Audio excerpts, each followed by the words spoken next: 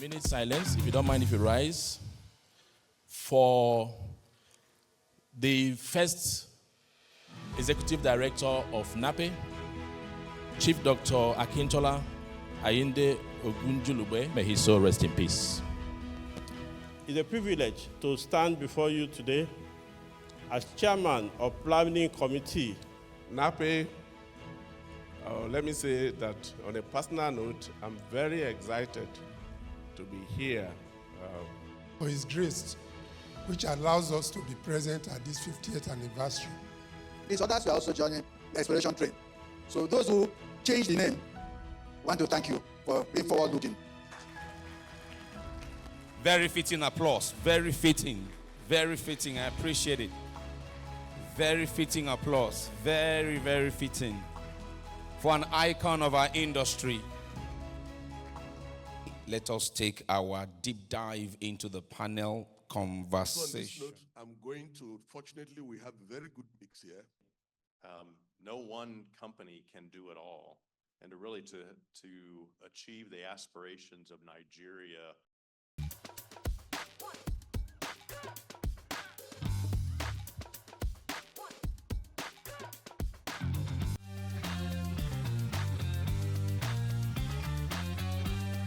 Congratulations, congratulations.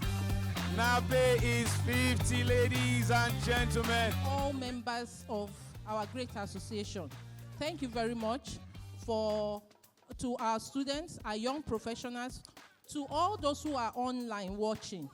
We thank you, and we believe that you continue to make yourself available for anything that has to do with NAPE. We have counted year after year, 50 years of an association that brings together earth scientists from across Nigeria's oil and gas industry to network, share information, and inspire a generation like the founders were inspired out of America. It's my honor to welcome you this morning. Before I proceed, let me remind us that we're in the grand ballroom of a hotel and suite. The hotel has not told us or has not planned any drill and has informed us to share with you that should there be the continuous ringing of an alarm, it indicates an emergency, and we're to use the clearly marked exit doors to the muster point. Muster points, if you're exiting from my left, you do a left or a right. If you do a right from the foyer, it will take you all the way down the swimming pool area towards the volleyball courtyard that will serve as a muster point. You exit to the left, it takes you all the way down out to the convention center main entrance, the space between the co-signature and the convention center, that would serve as another muster point. But of course, please take note of the clearly marked exit doors. One on my right, the others to my left, to the right or left of you, depending on where you're seated. The toilets are just as you exit to the left, do a left rather. On the right, as you're exiting, you find the toilets for both men and women. Let me also appeal that we'll please turn our phones to silence and vibrations to avoid distractions. Let me also advise that we'll take care of our personal belongings. And of course, if you're giving any souvenirs at this event, like bags, please do not put your personal valuables inside these identical bags. Thank you. That said, let me move on now quickly to get us into the reason that we are here this morning. Let us begin by taking the national anthem of this great country. I would ask you to please rise. Technical national anthem.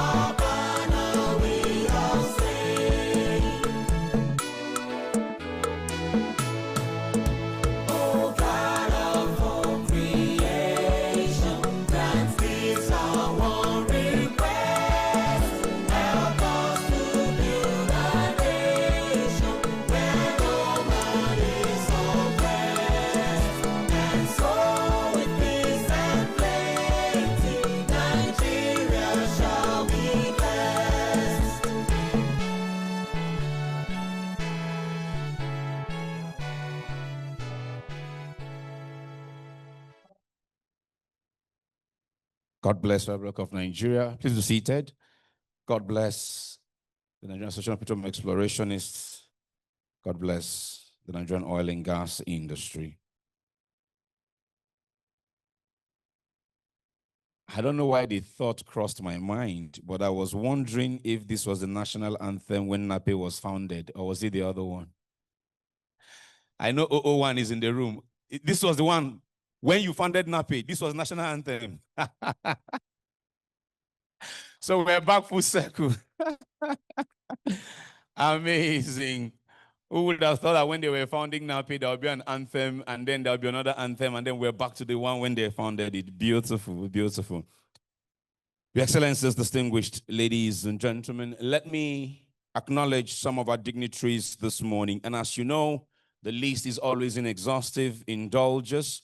Let me begin by acknowledging the presence of the Pioneer Commission Chief Executive of the Nigerian Upstream Petroleum Regulatory Commission, Engineer Dr. Benga Kamolafe, FNSE. A very good morning to you, sir. Lovely to see you. Please, a warm applause for the Commission Chief Executive. Let me also acknowledge the Group Chief Executive Officer of NNPC Limited, Engineer Bashir Bayo Ojulari, represented this morning by the Executive Vice President Upstream of the Mr. Ondobong. Good morning, sir.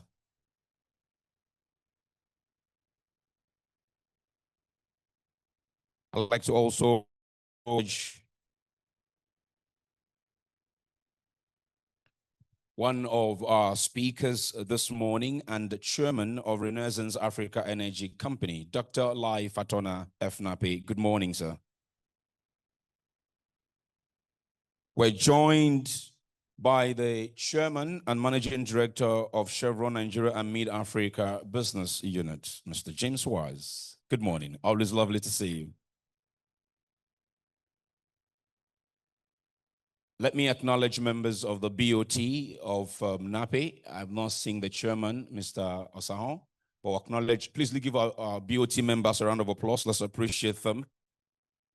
Let us also appreciate the members of our advisory council. Please give them a round of applause. Before I proceed, I want to take a moment to really appreciate every single past president and fellows of this great association. For instance, our 001 is in the room this morning, Mr. Oteri. Can we give all of them a resounding applause? We can make the applause better for these leaders of this association.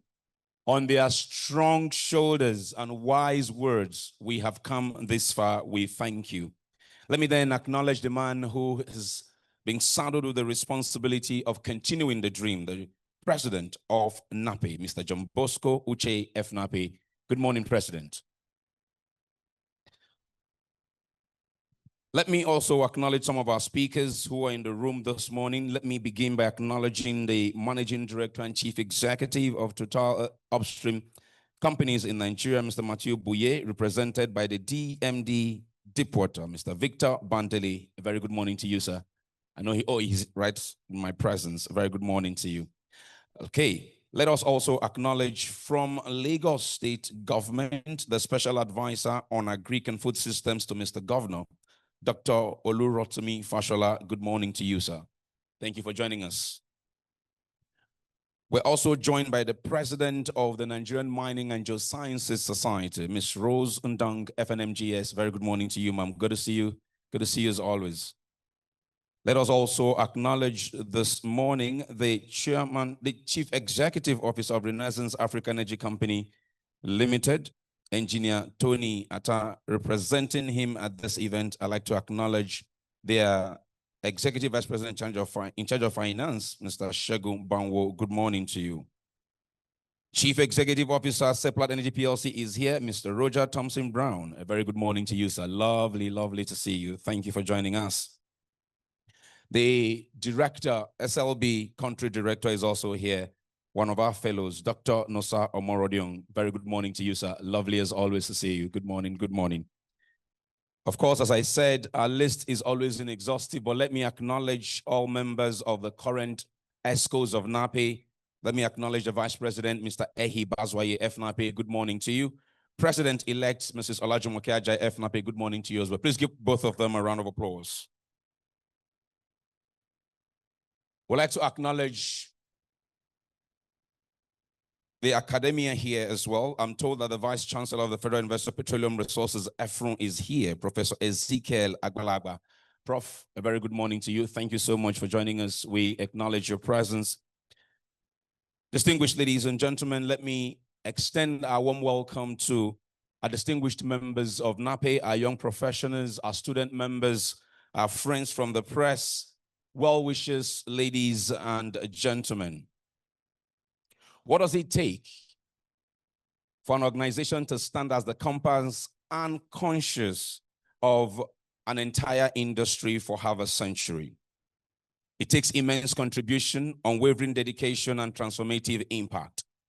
And since its founding in 1975, the NAPE has served as the intellectual and professional nucleus of Nigeria's petroleum exploration sector.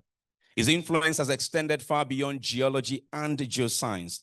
It has been instrumental in shaping industry policy, driving local content development, fostering human capacity building, and ensuring that Nigeria's oil and gas sector remains globally competitive.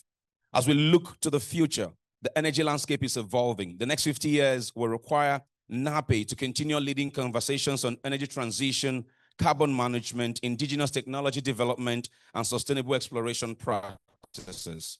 But today, the reason we are here, we salute our pioneers, we celebrate our current leaders, and we're here to inspire the next generation to carry this torch forward.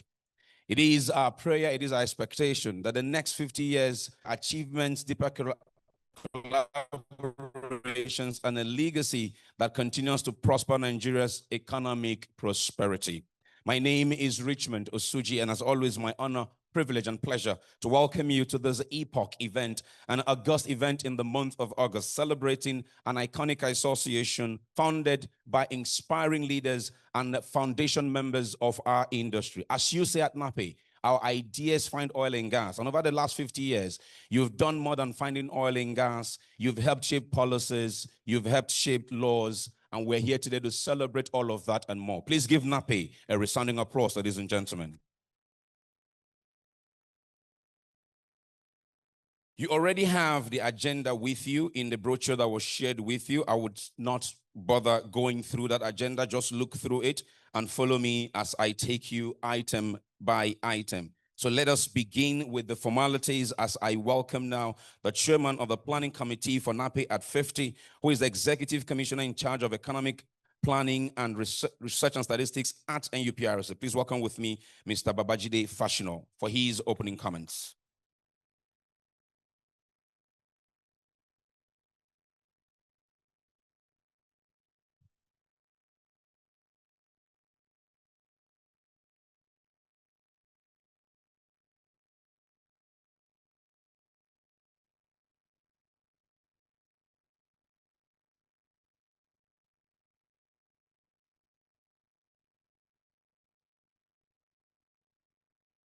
Good morning, the Honorable Minister of State for Petroleum Oil, the Honorable Minister of State for Petroleum Gas, here represented my boss, the Commission Chief Executive, Engineer Gbenga Komolafe, the group NNPC, represented by my brother, EVP Upstream, distinguished captains of industry, ladies and gentlemen, permit me to stand on the already established protocol. Good morning and welcome. It's a privilege to stand before you today as chairman of planning committee of this golden celebration, NAPE at 50. 50 years is not just a milestone, it's a powerful testament of resilience, relevance, and vision. Today, we gather not just to mark time, but to honor a legacy and renew promise. The promise to pick pioneering the future of energy in Nigeria. In 1975, a small group of visionary professionals planted a seed. They believed the Nigerians should play a leading role in exploring, developing, and managing the nation's hydrocarbon resources. That vision gave birth to NAPE.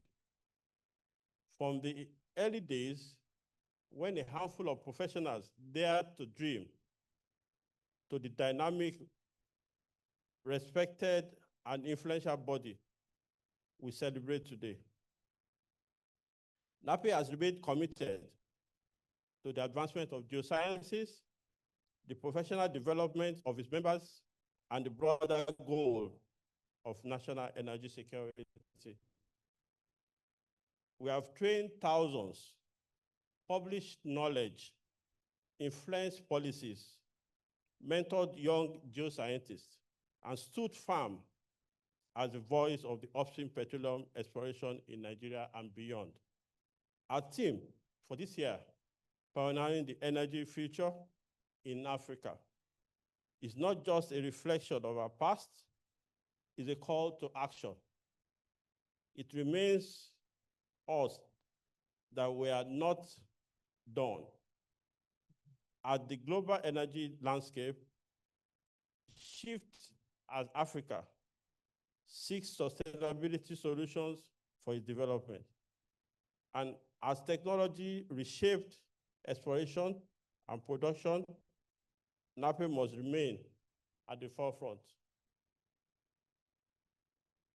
We are no longer practitioners, we are thought leaders, innovation, educators, and national builders. On this note, I must pause to express deep gratitude to our founding fathers. Thank you for your courage. To our past presidents and executive, thank you for your leadership. To our partners in the industry, government, and academia, thank you for believing in NAPE. And to our members, especially the young professionals and students, thank you for carrying the fame beyond. At this point, I want to acknowledge the members of this planning committee. Please, can you stand?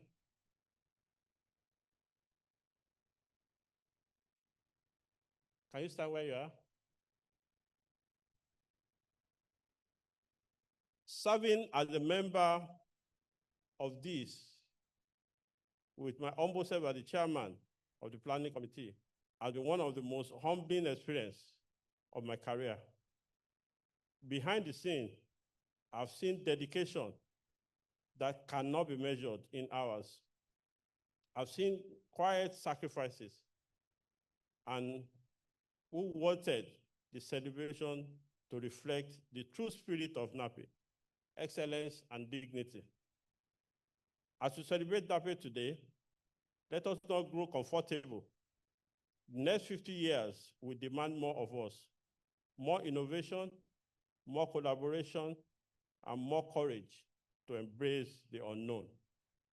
Let us mentor more, publish more, question more, and lead more. Let us remember that our work as geoscientists is not just technical, it's transformational. It holds the key to powering economies, creating opportunities, and preserving our planet. So as we celebrate NAPE today, let us raise our sights.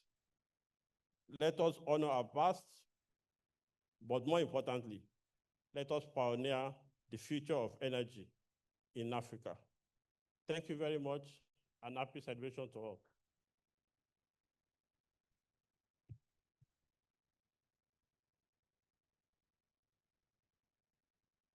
Thank you very much, Mr. Babajide Fashino, Executive Commissioner, Economic Planning, Research and Statistics of the Commission and Chairman of NAPE 50 Planning Committee. When I was acknowledging earlier the speakers for this morning, I didn't acknowledge the chair of that session later in the day. Let me acknowledge Dr. Austin Avuru, FNAPE. Very good morning to you, sir. Lovely to see you as always. Lovely, lovely. Distinguished ladies and gentlemen, we carry on with our morning's agenda, and this time we're going straight to listen to the man who is continuing the leadership and the vision started by our founding fathers. Let's welcome the president of NAPE for his own address, Mr. John Bosco Uche, FNAPE.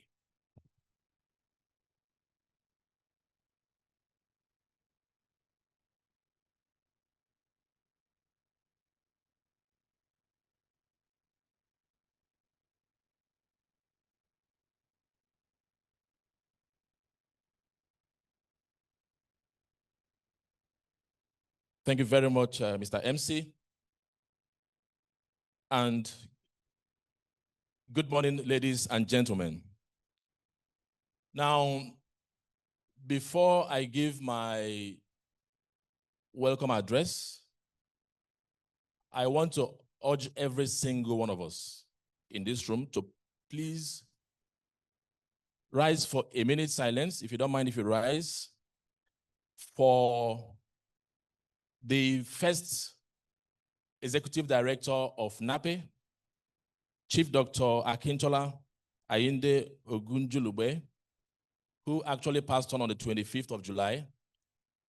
He worked at NNPC and was a fellow of this association. So a minute silence, please, for him.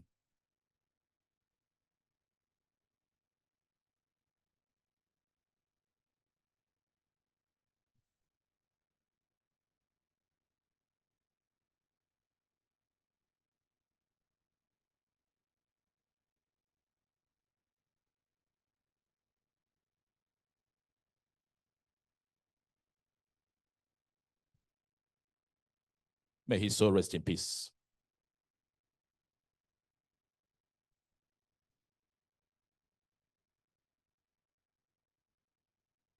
Let me start my welcome address by recognizing the Commission Chief Executive, CCE, NUPRC, also representing the Honorable Ministers of Petroleum Resources, Oil and Gas, Engineer Benga Kumolafe, FNSC. Let me also recognize the GCO and NPCL, ably represented by the EVP Upstream, Odobong Ntia. Let me recognize other speakers, our featured speaker and chairman of Renaissance Africa Energy Company, Dr. Lai Fatuna, the panel session chair and other panelists, our founding members, many of them here. Our 001 is here, Dr. Akomeno Oteri, distinguished fellows, the executive committee members already recognized. They all stayed here, every single one of them, except those out of the country. Our board of trustee members, advisory council members, distinguished NAPE members, invited special guests, the press and the media, ladies and gentlemen. Now, it is with profound humility that I welcome you to this historic celebration of the Golden Jubilee of Nigerian Association of Petroleum Explorationists, NAPE. To be serving as president at this pivotal moment is not just a privilege, but a deep personal honor. Founded in August 1975, led by Akome Noteri and other 9 pioneering professionals, NAPE has grown into the largest community of petroleum geoscientists and related disciplines in Nigeria and Africa. Today, we are more than an association, a movement of knowledge, innovation, and impact. We proudly refer to ourselves as the knowledge hub of the industry because our ideas find oil and gas. Now, if we look back in the last 50 years and the impact we've made, NAPE has been instrumental to every chapter of Nigerian oil and gas story, from the formation of indigenous E&P companies to game-changing policy advocacy. Our influence has been both deep and wide. NAPE advocated for the marginal field bid framework, which spawned a new generation of indigenous operators. Our members have been involved in nearly every single hydrocarbon discovery across the Niger Delta and beyond. Through our university assistance program, we have uplifted students, empowered lecturers, and strengthened petroleum education across the country. We have taken Nigerian geoscience story to global platforms, showcasing the vast potential of our basins to the world. Our annual conference communique continues to proffer solutions and ideas to improve the policies and operations of oil and gas industry in Nigeria. Indeed, what began with 10 men has evolved into a generational legacy of excellence. Now, looking into the next 50 years, I want to call for leadership and innovation from us here sitting in this room. As we reflect, we must also redefine the future. I have consistently used the phrase, the future is now, because I believe that we hold the tools to actualize our future dreams. The energy world is shifting. The pressure of climate change, the realities of energy security, and the demands of a growing urbanized population are forcing a rethink of how we explore and produce energy. Nigeria sits on a wealth of untapped potential, especially in natural gas, now universally recognized as a key transition fuel. We have over 3,600 TCF of yet to be discovered gas in the Nigeria's sedimentary basins, and this represents an enormous opportunity and strategic pathway to industrialization, energy security, and cleaner growth. Gas exploration must be intentional, and this is the era to look deeper and smarter. We have unappraised, partially appraised, and near-field exploration oil growth opportunities that need to be evaluated, developed, and produced in a sustainable manner. I therefore call on the government to work with us here in NAPE very closely while providing the fiscal and regulatory incentives that will enable industry players to explore, discover, and produce these oil and gas efficiently. We must also return to the basics of exploration: quality data through seismic acquisition, bold ideas, and collaborative innovations. We must go back to the unappraised discoveries, unlock stranded value, and increase our reserve replacement ratio. We will then need to adopt digital transformation, machine learning, and artificial intelligence, and apply them to our rich database for impactful results. All this will drive our ambition of meeting the national 2030 production targets. While securing our future, we need to think about human capital and human capital development. Our workforce is aging, yet we still often go to market looking for experienced hires. But who will train them? every experienced professional was once a young graduate. So the time has come to institutionalize internships, sabbaticals, and mentorship programs across the petroleum sector. We must invest in young professionals, equip them, mentor them, and create pathways for talent development. Human capital is our most precious reservoir, and it must be developed. On behalf of NAPE, I want to then call for the establishment of new centers of excellence for petroleum studies, one in the north, another one in the south, to serve as hub for training, research, and innovation.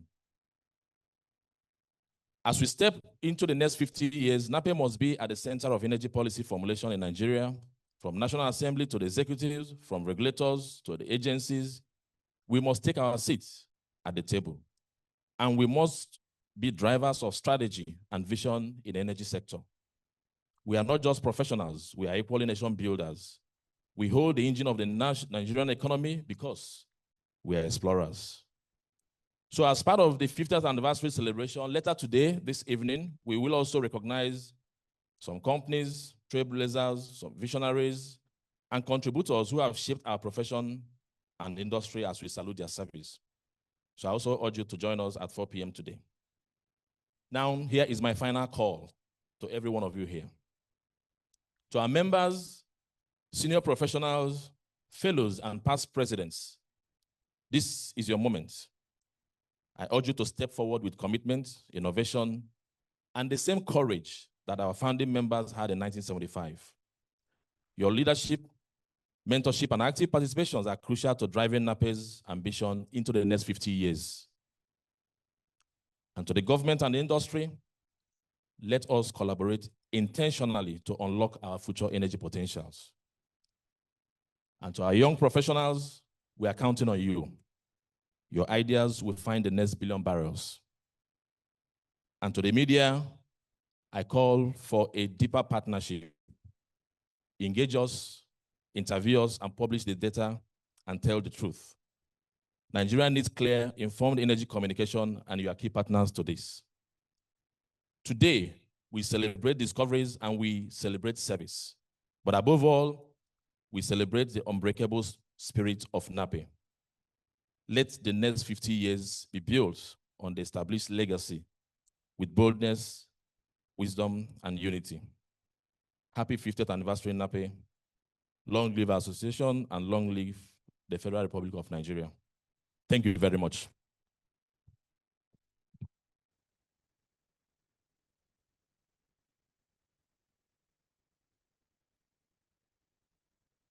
Thank you very much, John Bosco Uche, president of FNAPE, president of NAPE. Let's please give him another round of applause.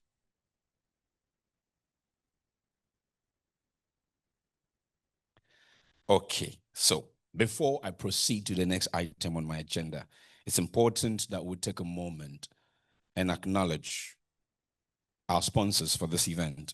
We want to say a big thank you to Walter Smith, Shefa Engineering, HBO Global, Cephar Energies, Broadlink Petroleum Limited, Jovicool, Vento Furniture, Pro Ali. Please give all of them a round of applause. Thank you. Thank you, thank you, thank you for supporting, for sponsoring, and for being a partner in progress with an association that engenders progress in the oil and gas industry. We have tried to tell you a little bit of the story as to where it started. But to chronicle NAPE in the last 50 years in a short documentary will be a task that is quite uphill.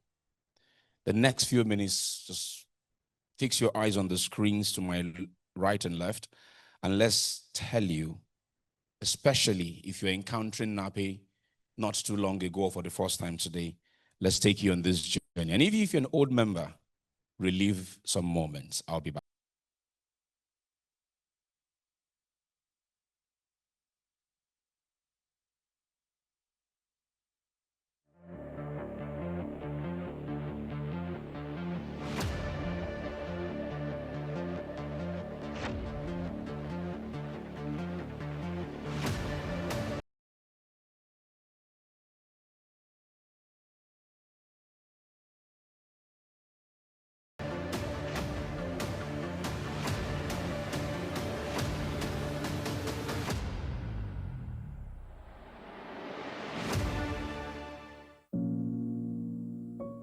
50 years ago, a vision was born, a dream that Nigeria could lead, not just in reserves, but in the science of exploration.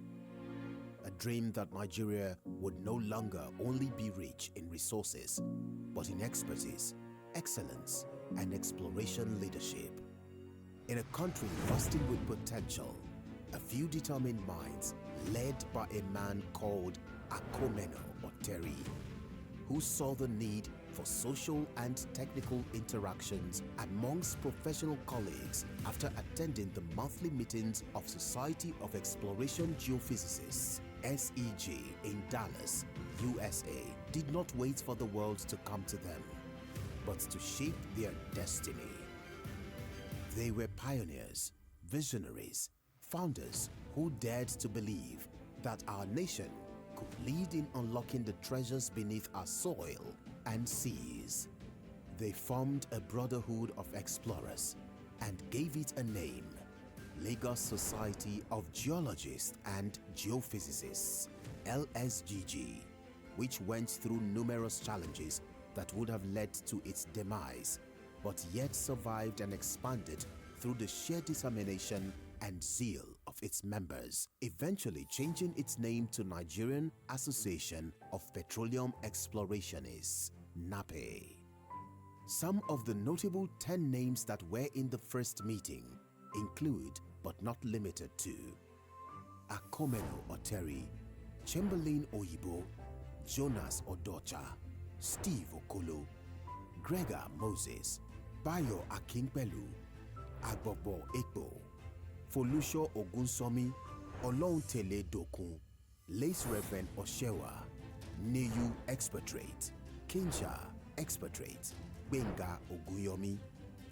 They founded not just an association, but a powerful movement, a platform that would later become the largest professional association of petroleum geologists and related disciplines in Nigeria and Africa. Members include geologists, geophysicists, CEOs, managers, consultants, students, and academicians. This movement began not with drilling rigs or pipelines, but with ideas, bold ones, ideas that would challenge the status quo, ideas that would find oil and gas, ideas that would build a nation. These ideas have now become a voice that speaks for exploration and a force that shapes the industry today. The successes recorded did not come without challenges. In an era of uncertainty, our founders and other members pushed for local capacity, scientific excellence, and professional unity. In this documentary, we took time to interview some of our founders, past presidents, and also 2 wives of our past presidents. Take a look.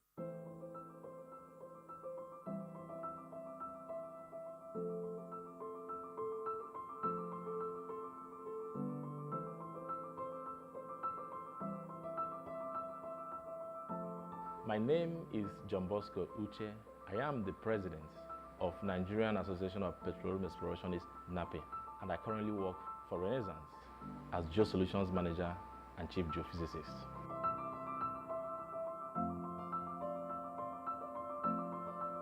Dr. Akomeno Oteri, I'm a geologist. James Orife, a geologist. So my name is Nusa Moradian. I'm a geologist. I'm the country director for SLB.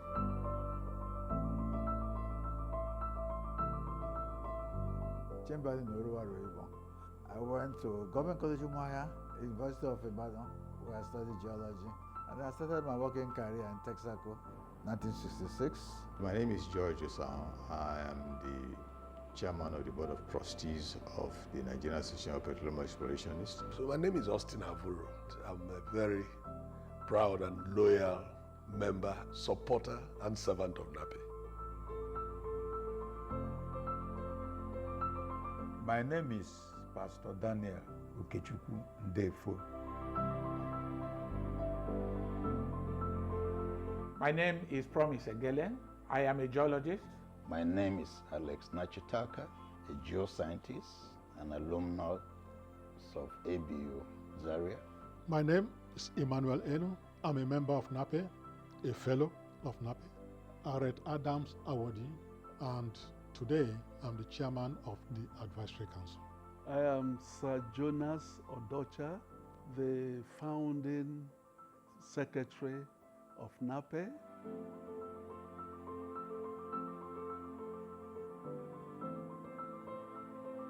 My name is Mrs. Anike Adigbola, wife of late Dr. Laidi Adigbola, ex-president of NAPE and fellow of NAPE. My name is Mrs. Grace Oluwatosin Ogonyome. I'm the wife of the former NAPE president, late Dr. Olugbenga Oluwole Ogunyome. He became president 1994 to 1995. My name is Patricia Ochogu, FNAPE. I've been a proud NAPE member since 1985, and I've volunteered almost every year from 1985 to date. Well, I'm Babajide Agbabiaka, a retired geoscientist. I retired from ExxonMobil in year 2006, and up until that time, I've been a member of NAPE since year 1976. My name is Oluwaseun Ogundipe. I lead the young professional arm of the Nigerian Association of Petroleum Explorationists, generally called the NAPE YP lead. I'm also the geoscientist and the technical assistant to the MD CEO at Ingentia Energies Limited. My name is Adedoja Ojelabi. I am a geoscientist. I work for Chevron. I've been with Chevron for 35 years. I am a very staunch, devoted, committed member of NAPE. I am the first female president that NAPE had. I am a past president. My name is Lai Fatuna. I was a founding member of NAPE, and over the years I had actively participated in the running of the affairs of NAPE. I was a one-time publicity secretary. Then I became vice president. Then I ultimately became president of NAPE. I started my career in development engineering business as an exploration geologist and also as someone in management. I'm a past president of NAPE. I'm a past president of AAPG. I have degrees in geology, petroleum engineering, project management, and a doctorate in energy management. At the end of the war, I went to Canada for 2 years, masters, came back to Texaco. I left Texaco in 1976 for the Ministry of Petroleum Resources. Then 1977, the ministry merged with the NNOC to form the NNPC. From that time, I became an NNPC staff 1977. I used to be the president of the association several years ago. I used to be in NNPC before I became director of DPR, which is now NUPRC. Now I work on my own. I'm chairman, president, CEO, whatever you call it, of GeoConcept Technical Limited.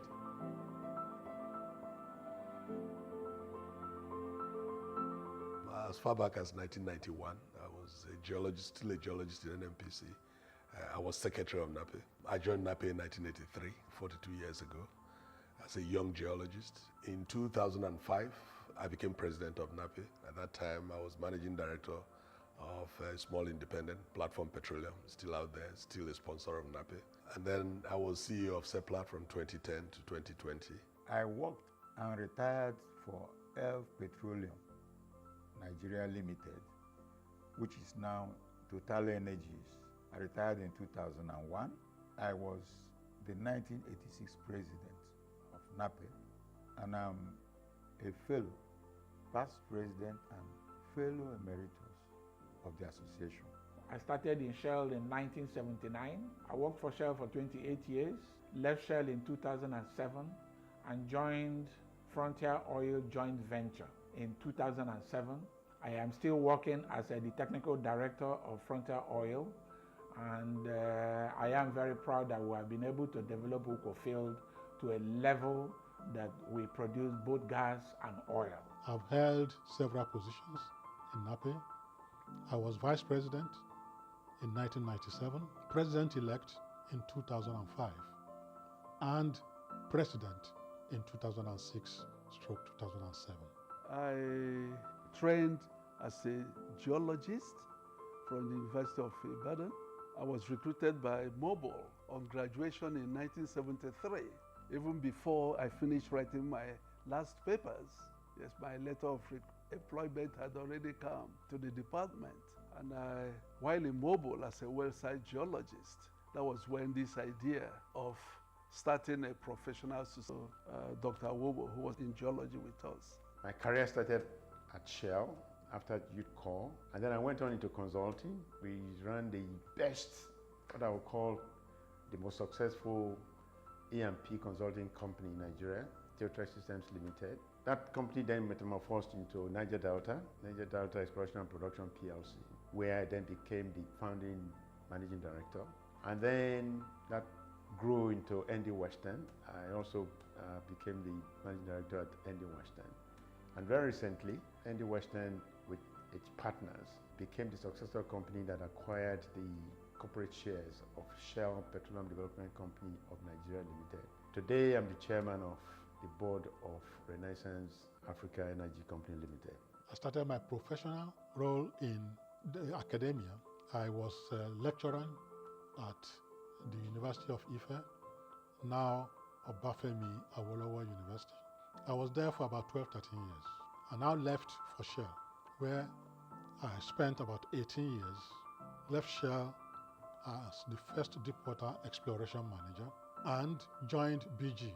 I was in BG for about 4 years as the general manager exploration, then left BG and joined indigenous company, about 4 of us midwifed, the first E&P, a company that is doing very well today, producing about between 30 and 40,000 barrels of oil. I have over 37 years oil and gas industry experience spanning NNPC and ExxonMobil, from where I retired 3 years ago. I am a very proud member of NAPE.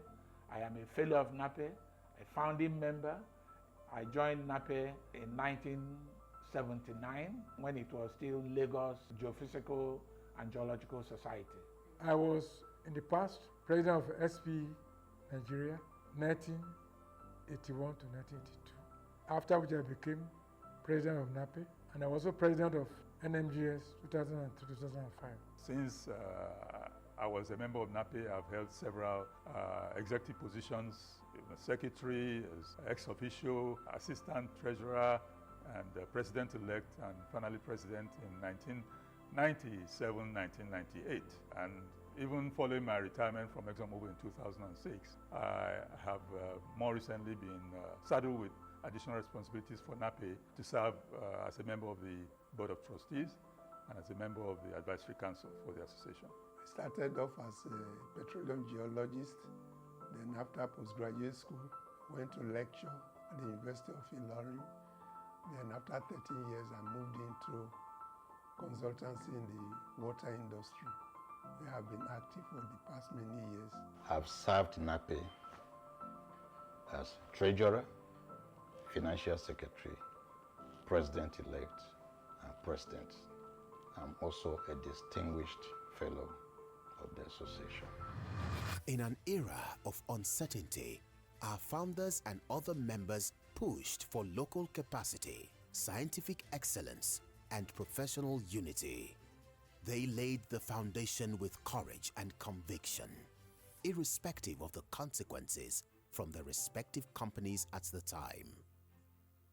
These brave minds lit a flame, the flame of petroleum exploration in Nigeria. They weren't just geologists, they were nation builders, dreamers, torchbearers. The flame they lit still burns bright today. Today, we honor the past, we celebrate the present, and today, we are here to pioneer the future of energy in Africa. Because exploration is not just what we do, it is who we are. 50 years strong and just getting started. This is NAPE. Our ideas find oil and gas.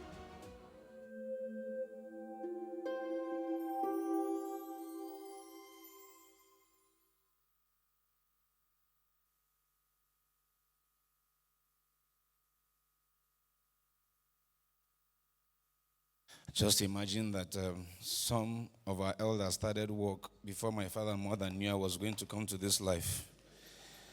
And some of them are still looking very strong. Some of them can take us on a race, and I'm telling you, they will win us. That's how sound they are in their mind and in their body. Can we please celebrate our founding fathers? Thank you. Thank you so much for leading the way and continuing to hold the torchlight. It is one thing to lead the way. When you get to half the road, you turn off the torchlight and walk away. Those you are leading get into darkness, some fall into a ditch, some get injured, some die in the ditch, but you've not done that. You continue to hold the torch and point us in the direction that we should go. We will thank you. Thank you all the time. Thank you so much. Lovely.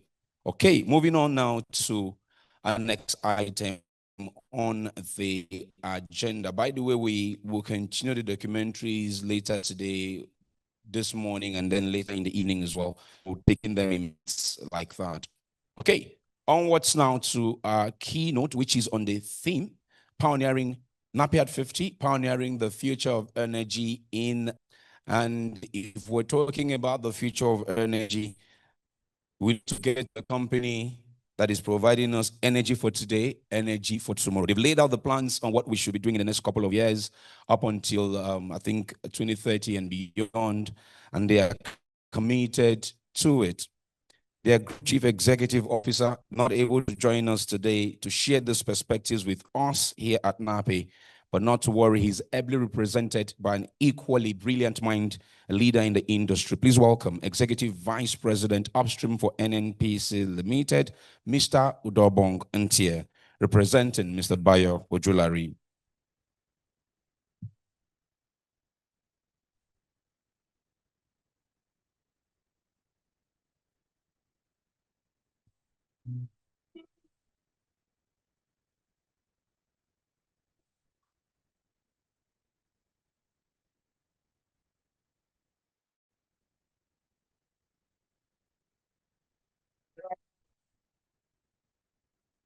You.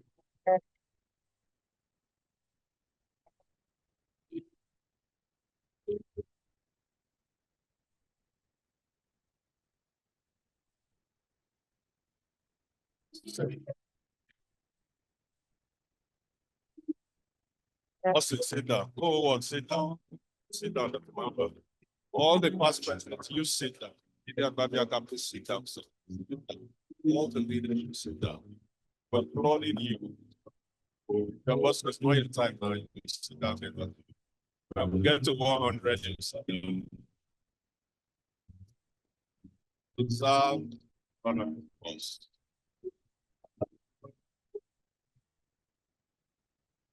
Thank you. And the industry has on about it's been amazing. So personally, thank you very much, Adam, for my principal, Bayo, Larry, here.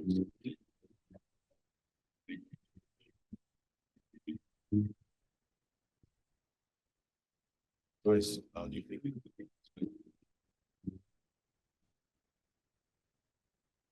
Right, I set out here, so I want to take a moment to recognize starting with the system.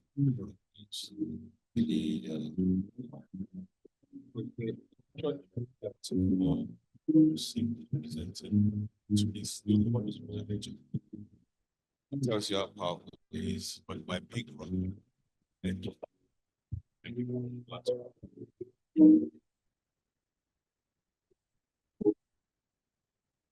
So,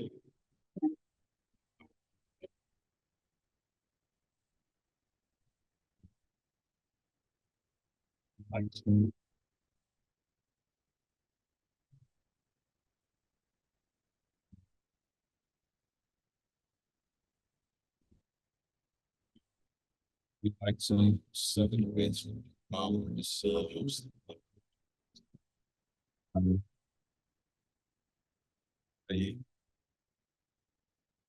Yeah, and that's also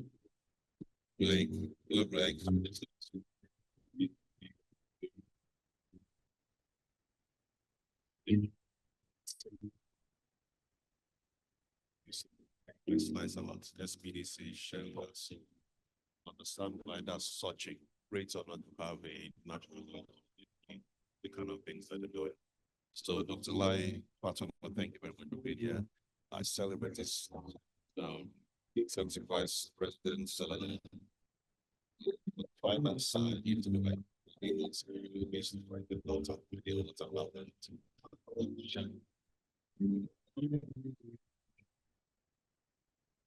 like to mention as executive directors of the Women Region back in the day. Who's also the past president here, Babajide, that we are having this.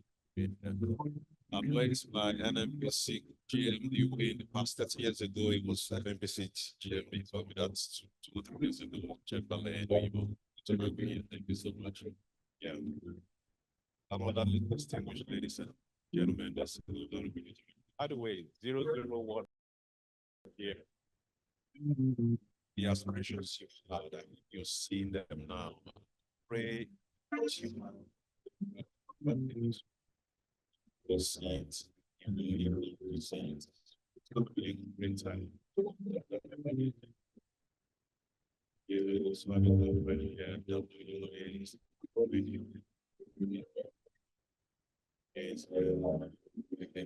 but before jumping into the slides, the reason we are here is to talk about the past, being an enabler for the future. 50 years today, how is the next 50 years going to look like? We're going to be interesting that we're going to be sitting here talking about, how things could have been, how things in 50 years. Half a century. I mean, if we flip on to the next slides, I don't have a slide advancer here. I hope somebody is going to be advancing the slides. So I have an outline to just share. It talks about the past, the history. It talks about current realities, where we are for the future, and what plans do we have to sustain the future we're going to be looking into. About 4 or 5 page slides, very easy to go through. I'll just help it enable discussion. So when the panel discussions arise here by one of the board members of NMPC, Dr. Austin Avuru, very enterprising gentleman. By the way, the panelists, be prepared. Austin's panel is not easy. He's going to be asking you some very pointed questions. I've been in one of his panels in Houston, and he comes and starts drilling you as if you have been in a business since you were born. Dr. Avuru, thanks for having you here. It's been half a century of curiosity, exploration, and discovery. This is the milestone we celebrate today. The question is, what milestones are we going to celebrate 50 years from now? When NAPE gets to 100, what are we going to be talking about? What's going to be on the agenda? 50 years ago, a couple gentlemen from what John Bosco talked about, they sat down, 10 people in the room, and talked about how the future was going to look like. They had no idea it was going to be like this today. I'm not sure anybody starts an organization or an association as NAPE to start figuring out 50 years from the day they started. I have another gentleman in the room, Andrew. Andrew, good to see you here. You used to be our exploration GM. Andrew Jayarese, thank you. We're going to be catching up later. It's the story of people. It's the story, excuse me, it's the story of geologists, geoscientists, petroleum explorationists, and all those people who just figure out what's down in the subsurface that I can't still figure out myself, being a surface guy. I can't imagine how you'll be seeing things in the ground that you can't dig hole and see yourself. But they do such a good job of it and bring these things to life. And today, we have an industry that powers the economy of Nigeria. Looking through the timeline we have here, beginning in 1908 with our first exploration, and then moving on to the Shell Darcy Group carrying such a huge risk of coming into what we call a frontier era At that time, 50 years ago, Nigeria was frontier. You know, we had no clue what we were going to find. But the company as Shell stepped in and they did what they did. And then in the quiet community of Oloibiri, they got their first commercial oil discovery. A couple years later, we exported our first 55,000 barrels. Today, we're exporting thousands and hundreds of thousands and millions of barrels out of Nigeria. It's a long start, but it's something that has really been beneficial to the entire community. And just going through the timeline, you talk about when we joined OPEC, you must have started doing a lot for you to get into the OPEC organization, right? And become influential in the organization. And then NNPC, the company that I work for today, NNPC was established as a corporation. In the 90s, when I joined the industry in 1996, we started the deep water plays, exploring in most of the deep water finds. In 1993 bid rounds that culminated in a lot of the opportunities we have there in the deep water space. By the way, where is Victor Bandele? Yeah, there you go. Victor and I, well, Victor and his boss, Matthew, we've been, myself and Matthew, all through the past week. He's supposed to be on vacation, Victor, but he calls me every night to talk about PSCs and all. And I'm happy to say, by the way, Engineer Kamalafe, we're passing something to the organization. We've been able to agree on what that will look like. So I think we'll be moving things forward in the industry. So well done, and tell Matthew he should come back from vacation. It's done, okay? Moving on to the next page, IOC started increasing their investments in the industry when democratic rule returned to the space.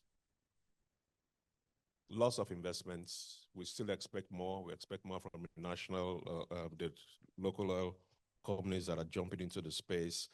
And the next decade saw enactments of laws that have really, really powered the industry. The first one being the NOGIC law. There have been several ESCs that have gone through that organization, but we keep seeing increasing developments, increasing opportunities on how we work all the different space. In the next few weeks or so, we'll be meeting with some of the industry leaders to agree how the framework will look like for a return of big construction companies back into the space, because we're expecting a lot of plays, we're expecting a lot of things to happen. So that framework is going to be set, and I'm really looking forward to the discussions around there. The PIA Act, as we know, that has been an enabler.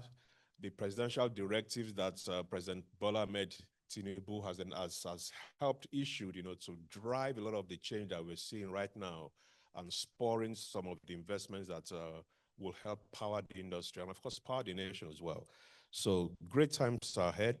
And of course, in 2022, NNPC as a limited liability company was chartered.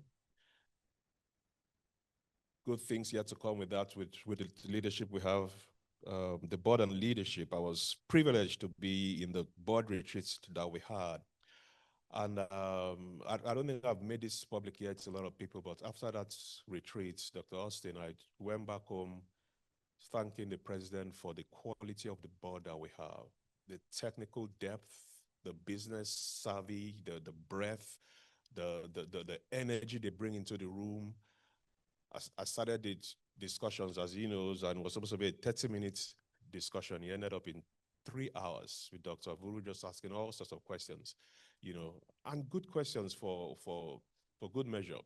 Show me why this is this. Show me why you have this. Where is the roadmap for this? It makes you just feel a little bit of comfort that you're working with people who know exactly what they're doing, and I'm really, really proud to be a part of that team, and looking forward, a lot of things will happen. Going on to the current realities, where we are today. In the past near term, between 2024 and year-to-date 2025, there've been an uptick in terms of production powered by most people in this room. A lot of people are doing a lot of stuff in the industry that really do need to give credence to. It's not being talked about a lot, but there's a lot going on. When we closed the year in December last year with about 1.4 million barrels, give or take about 4-5%. By the end of June, I think we were rounding up the month with about 1.669 million barrels. And in the early part of July, and towards the end of July as well, we did climb in a few days, so just a few days, to about 1.8 million barrels. That's about 400,000 barrel growth in just about 6 to 7 months. Let me put this in context.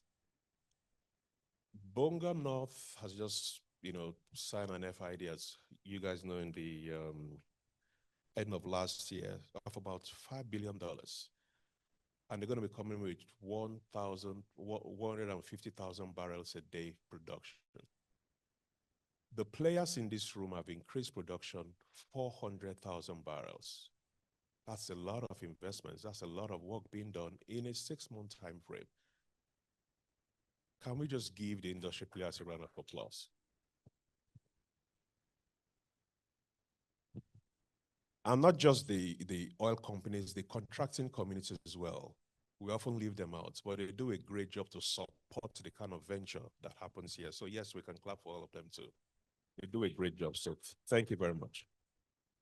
Cost management, we're taking another look in optimizing our costs. We're driving costs down. In the past 3 to 6 months, we have put up a roadmap to save up about $3 billion, which I think by the end of December, we're going to up that to about $4.5 billion off our normal costs. Drive down our cost per barrels, our UOCs, our UTCs, do the best we can to do what? To do more with less. And I think it's possible, It's something that's gaining traction among the industry leaders as well, because if they take down their costs, it helps them, it helps us as well. So a big focus of cost management is everybody in the industry. We're talking about investments, the presidential directive that has mandated the industry to look into bringing in fresh investments of about 30 billion by the next 2 years. And then by 2030, the president says he wants to see $60 billion mark on the table. That's a lot of investment. That's going to mean we will have to refine and mature the opportunities to attract the investments that will bring in this type of mandates to fruition. So all hands must be on deck. We're playing in all the spaces. We're ensuring from deep water to shallow waters to land to swamp, all areas of the business will see activity, and then we'll be able to attain the targets we have here. From an standpoint, most of our infrastructure in the industry are all getting aged. I don't like using that word. I've told my team we need to eradicate that word, aged infrastructure. And how do you eradicate it? By making them new again. Facility renewal, fabric maintenance opportunities going on here and there. And as you bring up new opportunities, you are maintaining them. We don't have a good maintenance culture in this part. We're going to have to drive that, put sustainable strategies around that. So we don't go around age infrastructure, age facilities in our PowerPoint slides. Everything will be things that we can do. So more opportunities in that space for those who play in that area. We've done a lot with our major pipelines. I think just showing the slides to the upstream leaders in the past few weeks, we came to a place where we're now seeing 100% availability in our crude oil pipeline, something we've never seen in the last, I would say, 5 to 7 years since we started having the noise around that space. We're converting the noise to signals by SCADA systems that we can pick up things really quickly when they happen. We've got drones, we've got all sorts of technology running around, and we're looking to see how we can bring more infrastructure with more technology in the lines to help us do things better. So more to come in that space. And of course, collaboration in the industry. We just started that. We started meeting with industry leaders twice a month at the beginning. Just last month, we upped it to once a month. And we think we've achieved the right tempo, you know, where we can move things from action items to delivering, to putting wood on wood pile, as I like to say. You know, and I want to say thank you to all the industry leaders here that attend the meetings. A lot of them do. Victor does, Jim does all the time. Roger and his team, Sam, Toyota of Renaissance, the ITOM, all of them, they kick in there, lend their views, give their guidance, ideas, suggestions, and we capture all of them and then bring them back again to see how we can work them collectively. So any opportunity we're seeing is all industry-led and industry-endorsed. It's not just NMPC mandating things anymore. We're moving away from that era of mandates, more like getting into the collaborative space so we can tag along and get things done together. Okay. All right, next slide on, it's future opportunities. How is the next 50 years going to look like? The horizon before us is clear. It's near, it's present, it's far out, and it's everything in between. There's untapped deep water reserves, which we're going to need to get into more. There's gas monetization and energy access. We need to monetize our gas, which we're shifting from gas production to gas monetization as well. We've been doing a great job of it, but it's going to be a little bit more focused as we go through that space. In a region that is hungry for infrastructure, especially the midstream space, we're hearing people want to invest. You know, when I was in Houston, when I was working in Houston, there's an organization called Kingdom Morgan. All they do is just midstream, build pipelines all over the place. You know, we want to move away from, well, perhaps not in the near term, but we really want to encourage participation in the midstream and not saddle or burden that with the upstream folks. Let the midstream folks build their own pipelines. Let them build the eco space and see how we'll be able to run things very well in that area. I'm getting very, very great encouragement in that space. Technology optimization, bringing in AI. I want to see more AI in the industry. There's just a little of it going on as I do my visits around the upstream companies. I want to see what we're doing with technology. Digital twins, digital mirrors, AI, SCADA systems, all around. It will help with the people we have. It will support the people we have. It will put less people in the front end, you know, where I can stay in my bedroom and be monitoring my production, know exactly what is going on, and you can make faster decisions than having to wait 2 or 3 weeks before you get an outcome of what's going on deep into the swamps. You know, how do we power AI in the wellheads, below the subsurface? How do we get real-time data to make changes, make adjustments as quickly as possible? You know, understanding the well dynamics, the fluid systems. What's the temperature down there?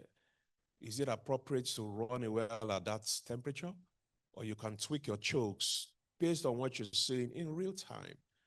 It's going to be expensive to introduce, but as we go ahead, you know, the costs will ease out. But those are the things we have to do. We have to do these things better than how we've done in the past. Our next 50 years cannot be like our today. It's got to be a lot better. I'm really excited for how that will play out, guys. Innovative funding. Funding has always been one track. Can we come up with 2 or 3 ideas? That's what I've been challenging your man Matthew with. Can we bring in technology to help with funding? How would that look like? Can we try pilot things in small arenas, and then when we gain some certainty and trust, we can explode it into the market front? What other funding areas are there to do work? How do we attract the funding? A lot of the panels I sit on when I'm in panels is more, how do you attract business into the environment?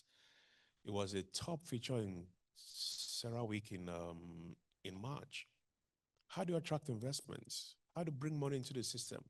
And how do you gain the trust of the people bringing in the money? They're not just bringing the money because they like you. It's not a social welfare program. They want to make a margin from it. They want to make money. How do you give them that? And also gain your upsides as well. We've had oil in the ground for so long, so long. It's time to begin to get the deals that will get the oil out of the ground. Our oil in the ground doesn't get us anywhere. It's all oil in place. It's got to convert to cash for the country to get the benefits that we need. So funding is going to be a big piece. Has always been, but we need new sources. We need new areas. And then the last page is on sustainability. How do we sustain what we have? When you listen to the Minister for Petroleum Resources, Oil is always talking about how do we focus on climate change and driving fossil fuels. It's not a zero-sum game. We can do both. We can talk and chew gum at the same time. We can do both. Because these developed economies that Jim and Roger represents, they grow on the back of fossil fuels. How do we do it in our economies as well, but not harm the environment? How do we do it sustainably, reasonably, and with the right values in place? So I want to leave all these thoughts with you as we think about the next 50 years. Sustainability is going to be a big piece. It's already a big piece with all the changes and movements that we're seeing. You know, glad to know investment is coming back. When I mean investments, the top investments by the top global banks. The investments last year by global banks topped about $800 billion. We learned there was a report on that. How is the next 5 years going to look like for the industry? How do we cushion, blanket ourselves, and yet do business in an environment that may not be favorable to our business? We think it's possible. We need creativity in that space. NAPE has brought us this far the last 50 years. I think the next 50 years, NAPE will bring us into the future. So we're really looking forward to that. NNPC is ready to collaborate in that space. And whoever is willing to jump into the fray, we don't want to look back and say to ourselves, we could have made these decisions. We could have jumped on this project. We could have done this and done that. We want to look back and say, we did this, and it was a good decision. Thank you very much.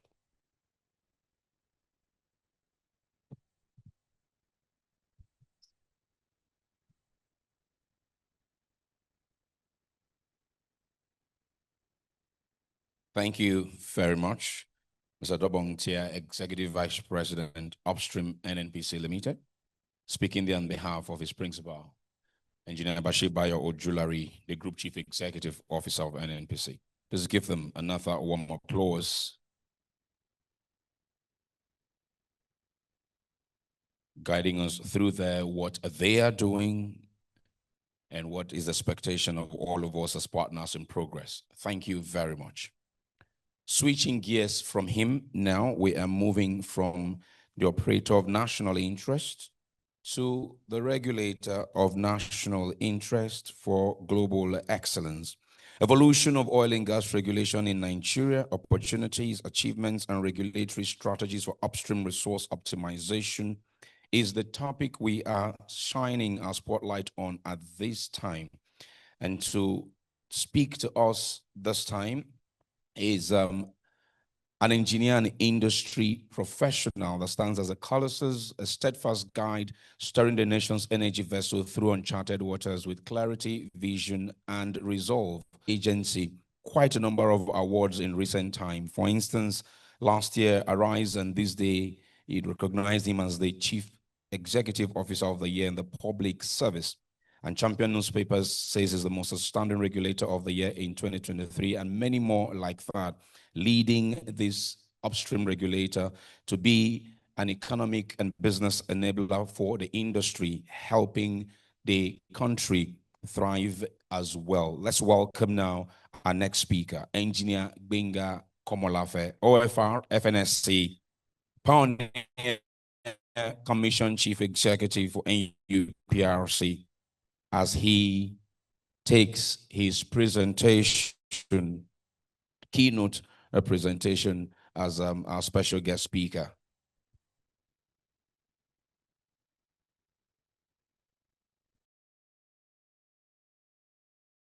Captains of industry. Let me start by saying that I bring the felicitations from the two honorable ministers of state for oil and gas, and that is Dr. Enikins Lokobiri and the honorable minister of state for gas, Dr. Ekperipe Epo, my two principals. They've asked me to profoundly convey their felicitations. This gathering, they are currently busy, with other national assignments.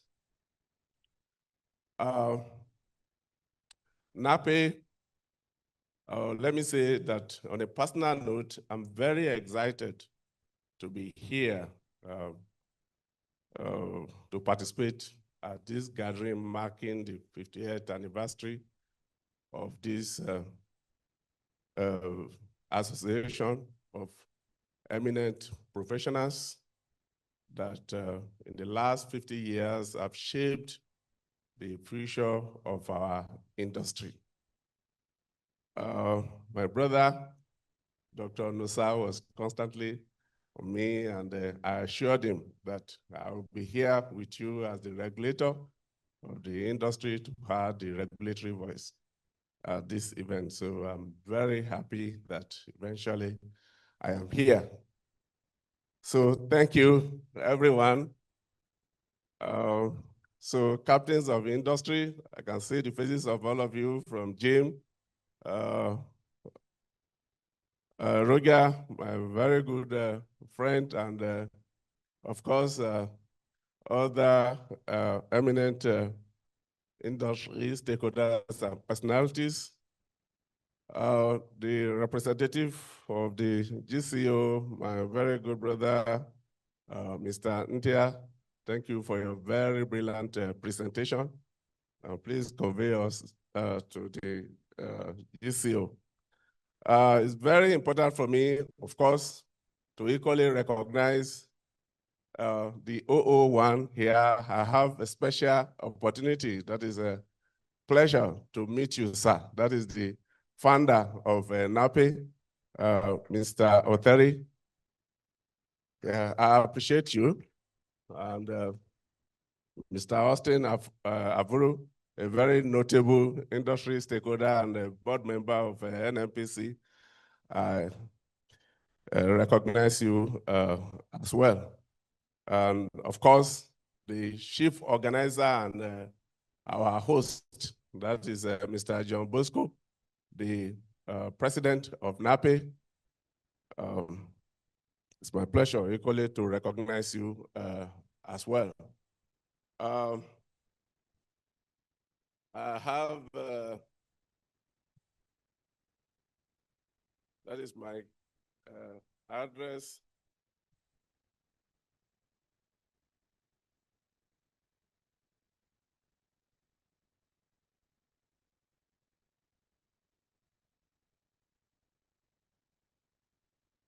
Yeah, sorry, let me say that I really listened very attentively. That is to the presentation of the last speaker, that is the EVP upstream, and I believe like many of us, and I'm going to take my bearing from your presentation in the sense that he, in his presentation, endeavored to capture most of the issues, concerning the industry, and especially the last part of the speech talking about issue of sustainability, and I'm equally going to touch on that in my address. So you've laid a very good foundation. So my presentation will be an ice on the cake. So distinguished industry stakeholders, captains of industry, gentlemen of the press, and the young professionals here in attendance. Allow me to express my profound gratitude to the Executive Committee and the organizer of NAPE for the honor of inviting me to address this distinguished gathering today.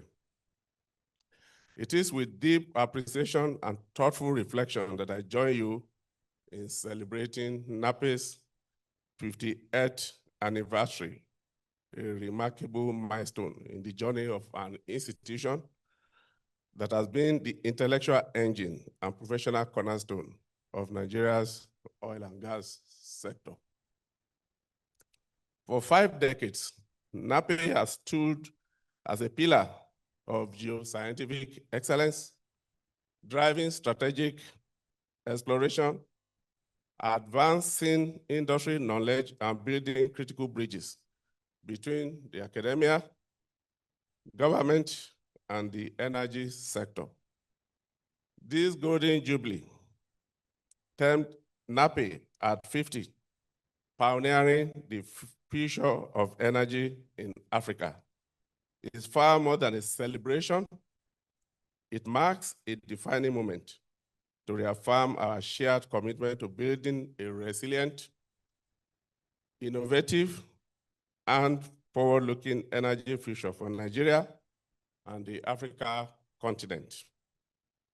In this spirit, I am honored to speak today on the topic, evolution and gas regulation in Nigeria, opportunities, achievements, and regulatory strategies for upstream resource optimization.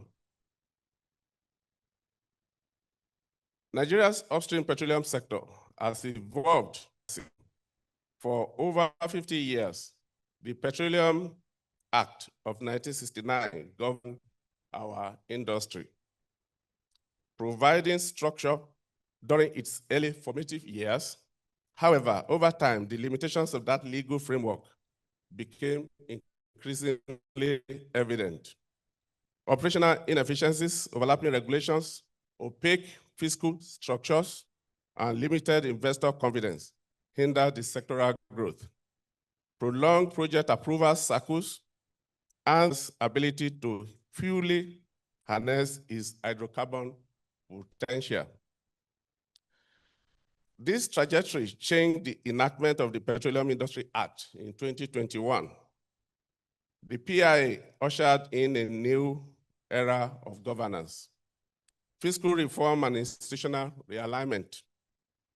It represents a paradigm shift from static regulation to dynamic performance-based governance and investor-centric policies anchored in transparency, clarity, and global competitiveness. With it came the establishment of the NUPRC, a dedicated, of course, thinking regulator charged with the responsibility of repositioning Nigeria as a world-class upstream oil and gas jurisdiction. In terms of regulatory strategies for upstream resource optimization and resource and opportunities, the NUPRC has embraced its mandate with a clear focus on upstream resource optimization. It has issued 19 enabling regulations that operationalize key provisions of the Petroleum Industry Act. In the course of the presentation by the last speaker, he actually dwelled on how do we attract funding, which is one of the issues I noted in his last slide. And of course, we all know that without enthroning a stable regulatory environment, without the right climate being enthroned, it's going to be very challenging to attract funding. So, and that is one key area that the NUPRC has really done well in ensuring that, at least in Nigeria, we can all proudly say that the right regulatory environment has been enthroned. And how have we done this? Through the forward-looking regulatory tools that we all have all co-created. I mean, we are using the instrumentality of the regulations that we've all co-created. In addition, the Commission has developed and unveiled a comprehensive regulatory action plan aligned with the intent of the Petroleum Industry Act, signaling to both domestic and international stakeholders that Nigeria is ready to lead with clarity, confidence, and competitiveness. This regulatory action plan, framed within the broader context of NUPRC's 10-year strategic plan, sets out tactical initiatives to address long-standing bottlenecks, promote timely and transparent licensing rounds, and introduce fiscally attractive frameworks for offshore, deepwater, and gas-based investments. In a fiercely competitive global environment, the regulatory action plan serves as both a corrective and catalytic framework to boost Nigeria's share of sub-Saharan Africa's upstream investment, with which at ITATO dropped from 44% in 2014 to just 30% in 2022. It reflects the Commission's readiness to confront the realities of the present, restore investor confidence, and elevate Nigeria's global standing as a prime investment destination in the oil and gas space. In furtherance, we have embedded data, intelligence, and digital innovation into our upstream operations. The revitalized National Data Repository, that is the Africa's largest digital petroleum data bank, now enables seamless access to high-quality geoscientific data, improving investment decision-making through seismic reprocessing, advanced data-driven basin analysis, and targeted data acquisition. We are enhancing service knowledge and de-risking exploration. Ladies and gentlemen, our recent licensing round, anchored on quality data access, regulatory certainty, and investor-centered reform agenda, recorded unprecedented successes. And I think we should all be proud about this. And of course, I expect you to clap at that. These include the 57 PPL awards of 2022, the 2022 mini bid round, and the 2024 licensing round. Each of these licensing rounds was conducted with unprecedented transparency, unmatched competitiveness, and remarkable investor engagement. The Commission has implemented competitive royalty regimes, zero hydrocarbon tax for certain projects, and other fiscal consolidated mechanisms tailored to support project viability. Through our Project 1 Million Barrels initiative, launched in 2024, Nigeria is actively ramping up crude oil production by reactivating dormant fields, fast-tracking regulatory approvals, and enhancing operational efficiencies across the upstream value chain, with a clear target of increasing production from 1.46 million barrels per day to 2.5 million barrels of oil by 2026. The initiative has already demonstrated strong momentum, with current unreconciled daily production averaging 1.7 million barrels of oil per day. Yeah, ladies and gentlemen, you recall that, I mean, as part of that is the third year anniversary of the NUPRC, we launched the project 1 million barrel in October 2024. And of course, that initiative, again, like the last speaker said, was targeted at leveraging on power of collaboration in the industry. And I'm happy most of us attended that event at the Transcorp 18 in Abuja. We're happy to announce that it has been a resounding success in implementation of the initiative. And from the benchmark production volume to now, I mean, we've been able to record, I mean, an average of about 300,000 incremental barrels, I mean, against the benchmark production volume then.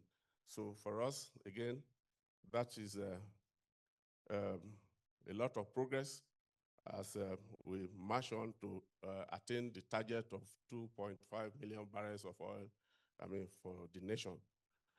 Equally crucial is the protection and optimization of the national hydrocarbon assets, the approval of 37 new evacuation routes, coupled with intensified collaboration with national security agencies, has significantly curtailed crude theft and enhanced accountability across the country. At the same time, the enforcement of the domestic crude oil obligation is securing consistent feedstock to local refineries, strengthening Nigeria's internal supply chains and building long-term economic resilience. On the social development front, the Host Community Development Trust framework, fully operational via our Host Comply digital platform, has created unprecedented transparency and direct community impact, fostering trust, reducing and reinforcing social license for operators here to operate conducively. It is a social inclusion program, which as a regulator, again, we've imbibed technology, is technologically driven, and as is being implemented in a transparent manner. While hydrocarbons continue to generate nearly 90% of Nigerians' foreign exchange earnings and 70% of government revenue, we are fully aware that the long-term viability of our energy sector depends on aligning growth with climate responsibility. Our gas-centric energy transition strategy remains a cornerstone of this effort, anchored by flagship initiatives such as the Decade of Gas, the Nigeria Gas Player Commercialization Program, and the Presidential CNG Initiative. These programs collectively aim to eliminate routine gas flaring by year 2030 and reduce methane emissions by 60% by year 2031.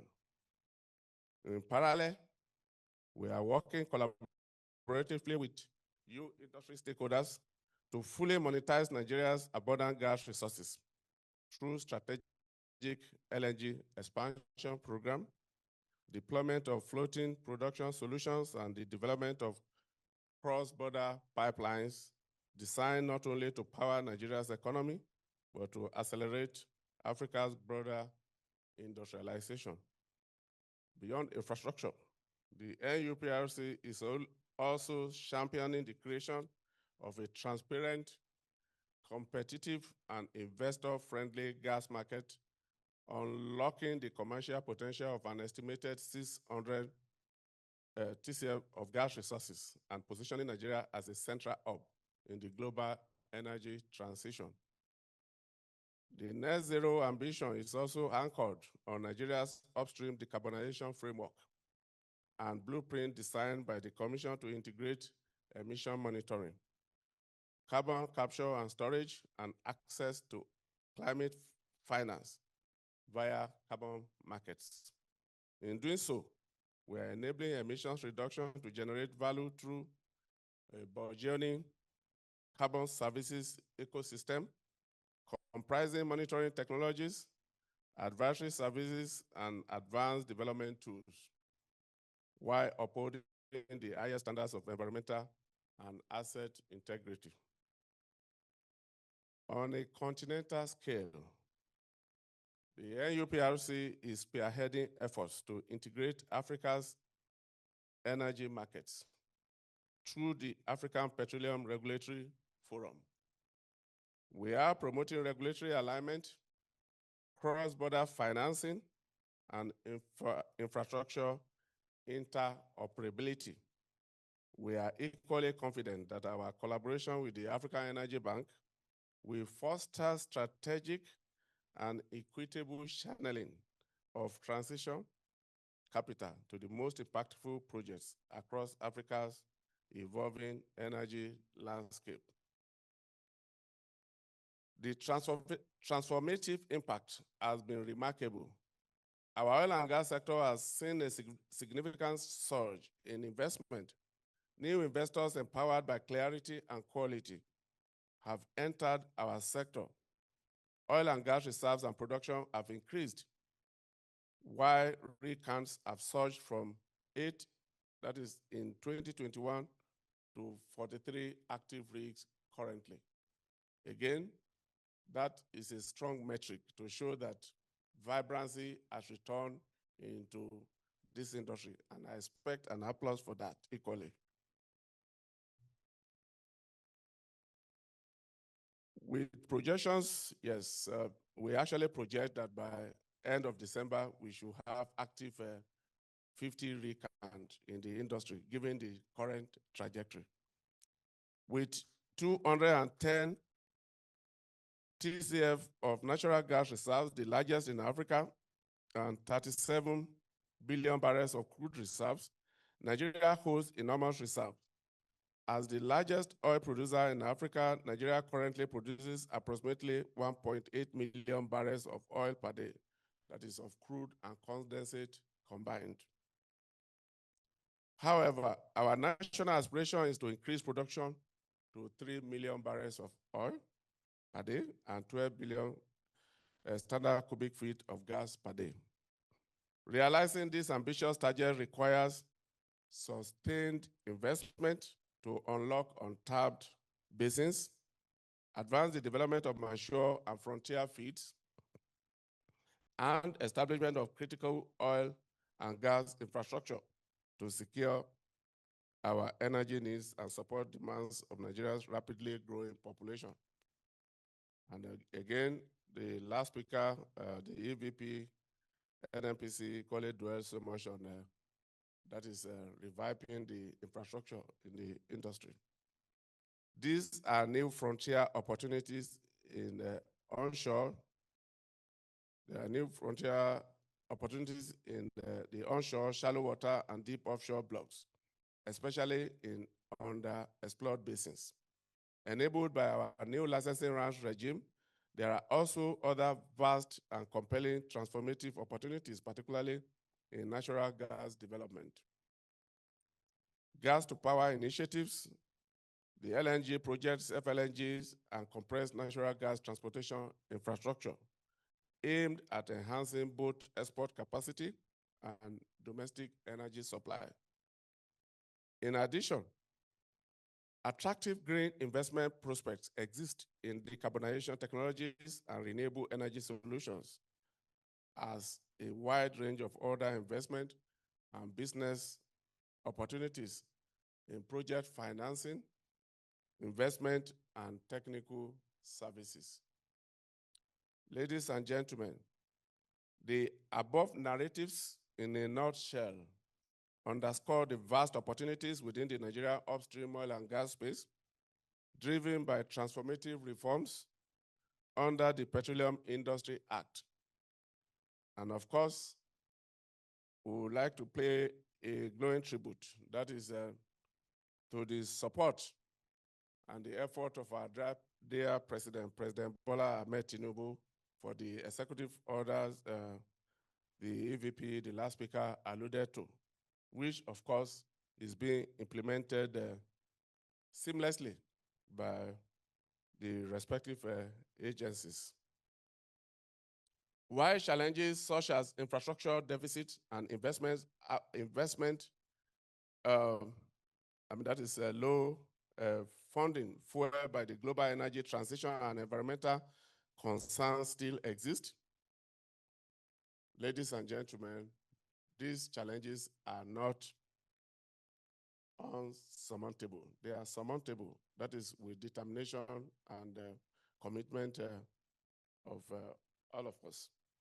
With well-informed strategies and robust collaboration across local and regional stakeholders, these obstacles can be effectively addressed. In line with this, our forward agenda includes sustaining competitive licensing run, that is by the regulator which we are committed to, accelerating frontier basin exploration, fast-tracking the reactivation of shut-in wells and dormant assets, advancing the Project 1 Million Barrel Initiative, expanding evacuation infrastructure to secure production volumes, deploying the Advanced Cargo Declaration System to curb crude oil theft and improve export transparency. Let me now seize the opportunity of this forum to equally announce to us that the NUPRC is relentlessly committed to activating, that is the go live of the Advanced Cargo Declaration Initiative. That is part of, driving the industry using technology and enhancing transparency. So in the weeks ahead, we will go live on the Advanced Cargo Declaration Initiative. So this initiative will enable us as an industry to be able transparently to monitor, that is the evacuation volume digitally to the disport, that is discharge port, in a manner that at least we can mitigate leakages in, that is crude oil evacuation.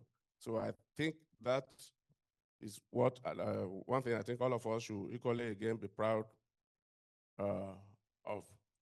So as part of our closing reflections, as we mark NAPE's Golden Jubilee, we are reminded that this celebration is not just about the past, but about charting the course for the future.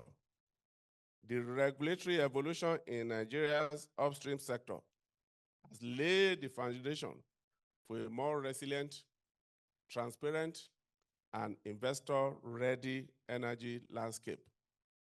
Let us all recommit ourselves to deepening our exploration frontiers and translating resources into inclusive prosperity. Congratulations once again to NAPE members at this 50th anniversary.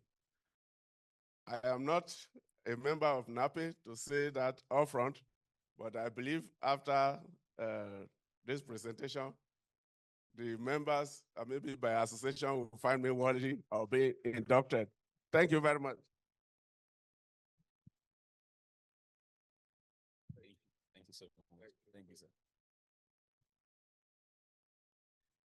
Thank you very much, Engineer Gbenga Komolafe, FNSE, OFR, Commission Chief Executive there, getting us through the presentation on the evolution of oil and gas regulations in Nigeria, what opportunities we have now, what advancements and achievements they're making. Please give him another round of applause.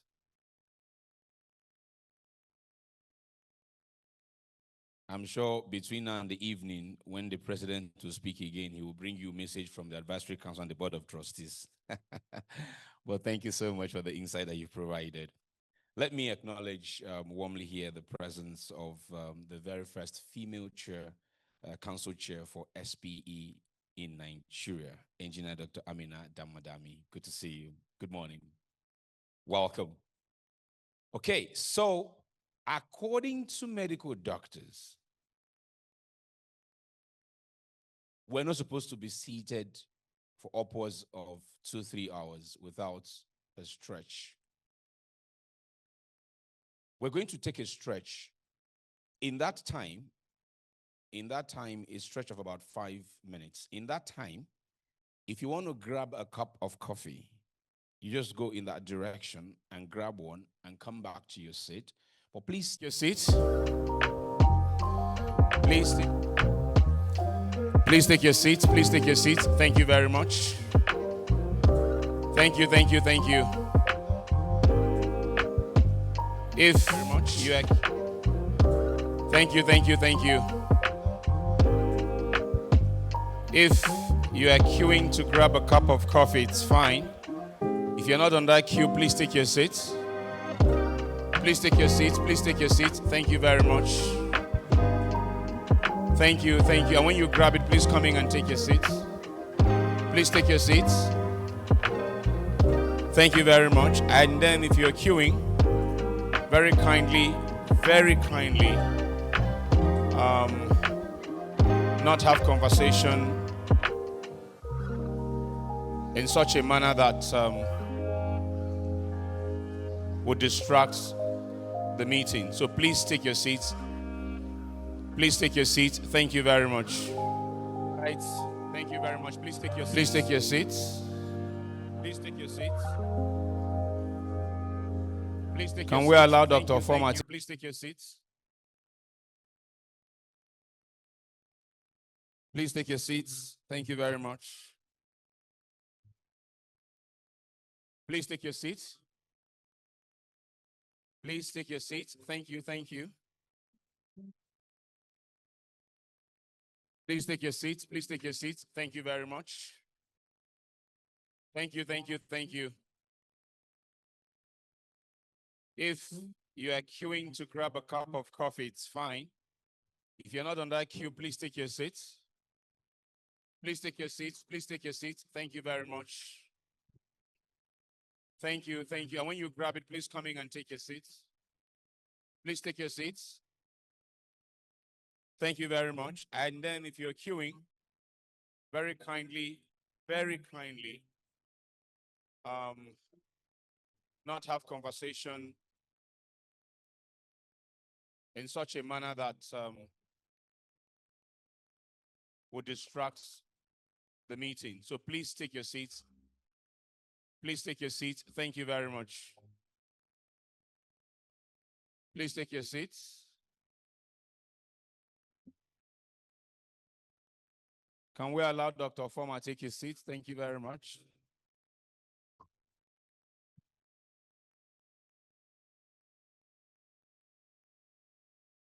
Please take your seats.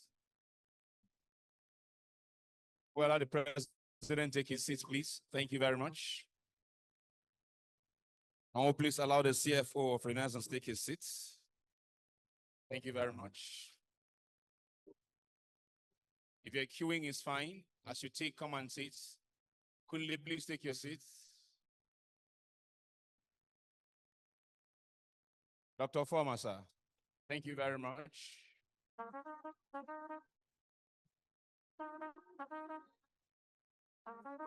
Prof, please take your seats.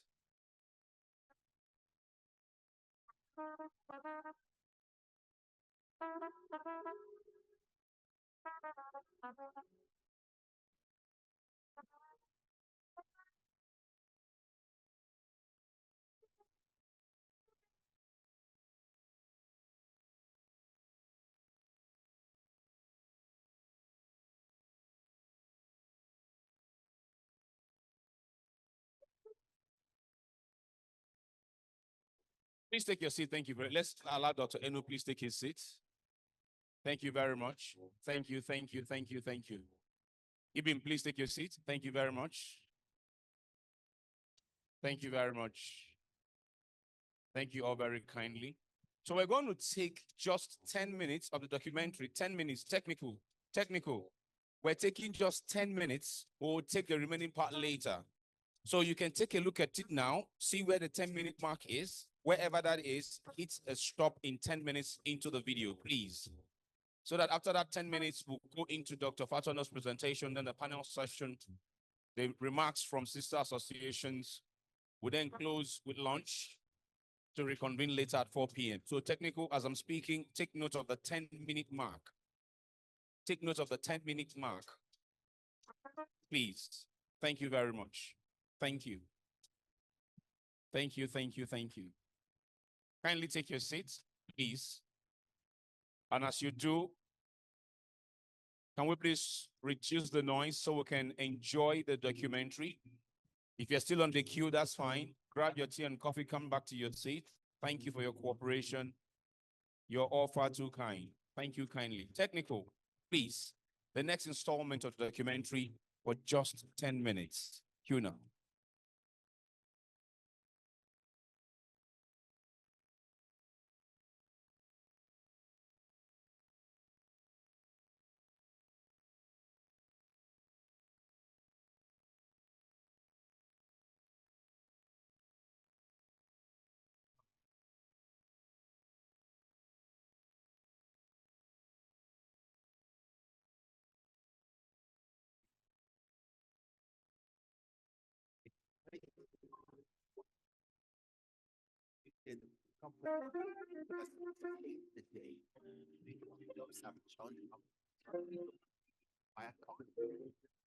We allow Dr. Former take his seat. Thank you very much.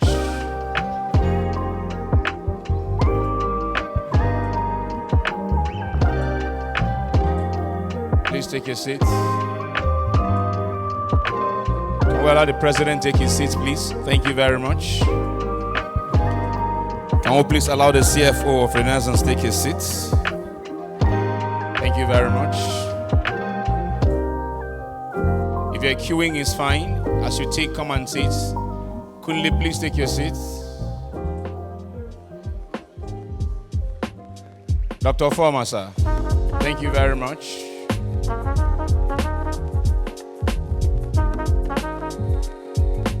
Prof and Prof, please take your seats. Installment of the documentary for just 10 minutes. Cue now.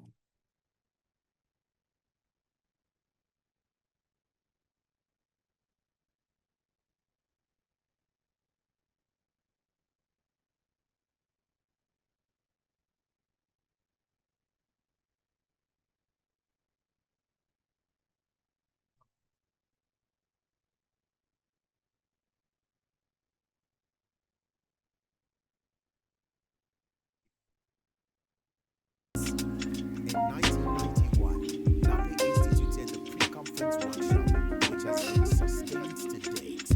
These workshops have ensured about a series of ideas via dialogue that have helped the governments to drive strategic policies. We have elevated Nigerian economy across upstream operations. The success story of the marginal field, Nigerian independence, would not be complete without the efforts and today, the top indigenous oil and gas producing companies, either being run or were founded, built from scratch by geoscientists who themselves were at one time presidents of NAPE. We are indeed proud to showcase our past presidents from inception to date. Behold our esteemed presidents. Dr. Akumenu Kevin F. NAPE, President, 1975. Germany, F. NAPE, President, 1976. Dr. Ibi Mashola, F. NAPE, President, 1977. Dr. Buka Uwangu, F. NAPE, NAPE, President, 1978 to 1979. Mr. James F. NAPE, President, 1982 to 1996. Dr. Ibo Ayola F. NAPE, 1984. Chief Wande Sonia NAPE, President, 1984 to 1985. Mr. Bayo F. NAPE, President, 1986.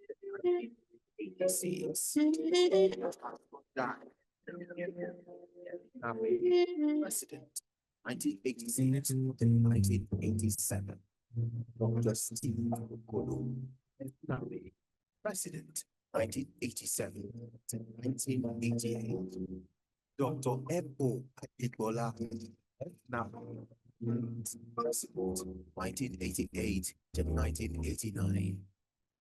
Stagman Offering, FNAPE, President, 1989. Reverend R.A.O. Ochoa, FNAPE, President, 1990. Rolamba Yobari, FNAPE, President, 1991 to 1992.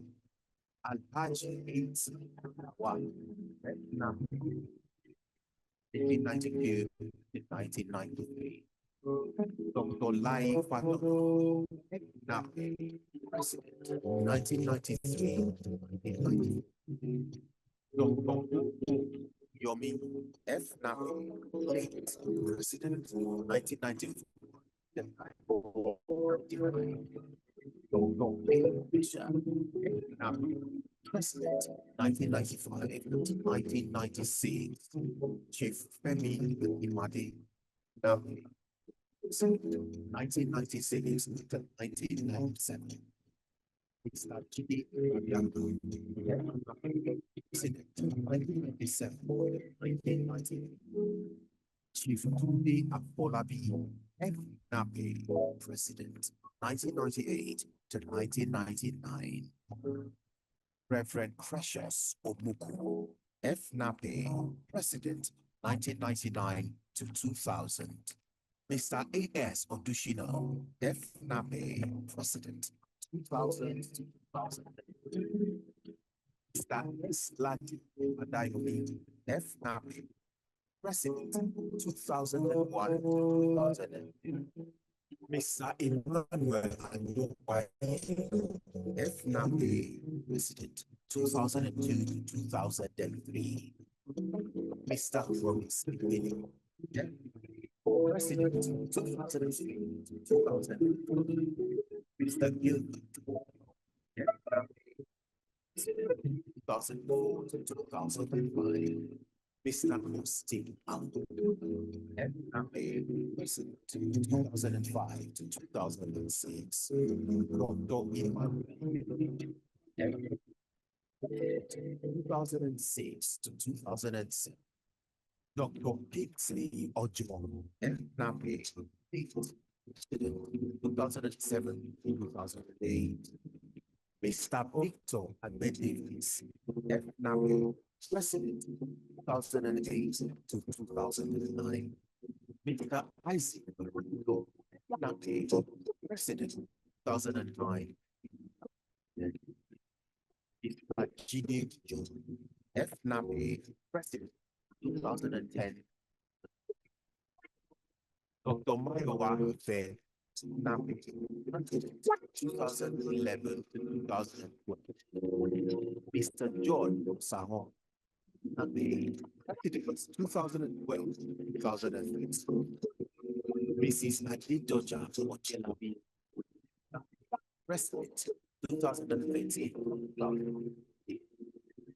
Mr. Chikwe Edozie, FNAPE, President, 2014 to 2015. Dr. Nosa, President, 2015. Mr. Abiodun Listen, FNAPE, 2016 to 2017.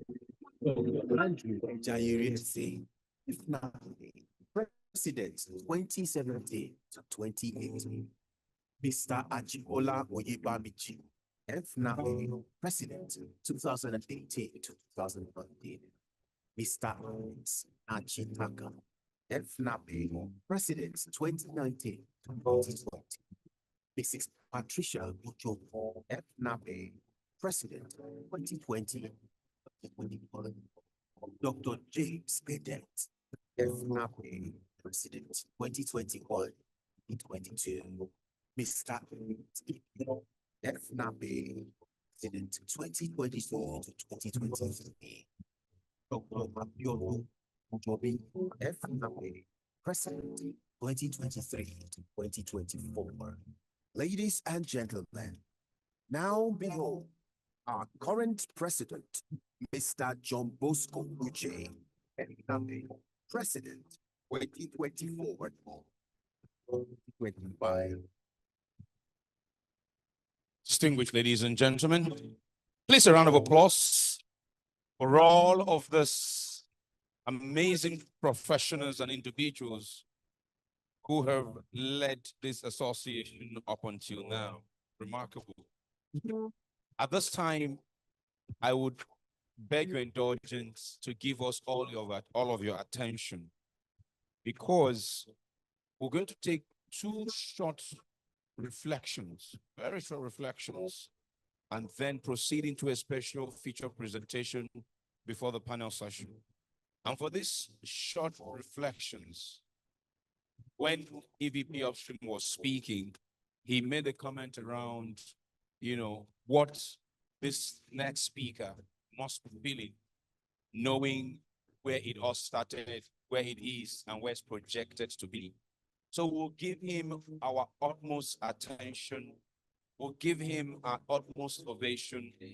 We'll show him our utmost respect as he makes his way forward to just address us for a few minutes. We know him as a founding father. We know him as a renowned industry expert and professional. We know him as a seasoned earth scientist. But most importantly, he's speaking to us in these reflections as number 001 of NAPE, founding president. Please welcome Dr. Akomeno Oteri F. NAPE. We can make the applause better. We can make the applause better. Reflections from our founding presidents.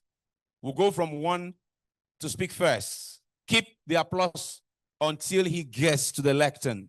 Thank you for the vision, sir, and congratulations. Please be seated. I wish to use this opportunity to welcome all of us to this celebration of 50 years. It looks quite a short while, but it's quite long in my eyes. And first of all, we should thank God for the grace, for his grace, which allows us to be present at this 50th anniversary. Because then in 75, we never knew, but for the grace of God, we may not be present today. We've heard a lot about the formation and how the society has grown. I will just add that the society has grown beyond any imagination I had at that time. And this is because of the support along the way of the various members of executives, the members, the fellows, and other organs of the association that have widened the scope of thinking, the scope of work, and really grown the society to be what it is today. So the celebration is actually for each and every one of us, celebrating our contribution to making the society what it is today.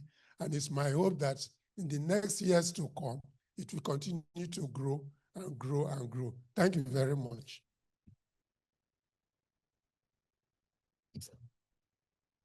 Thank you very much. Please, one more resounding applause for our 001.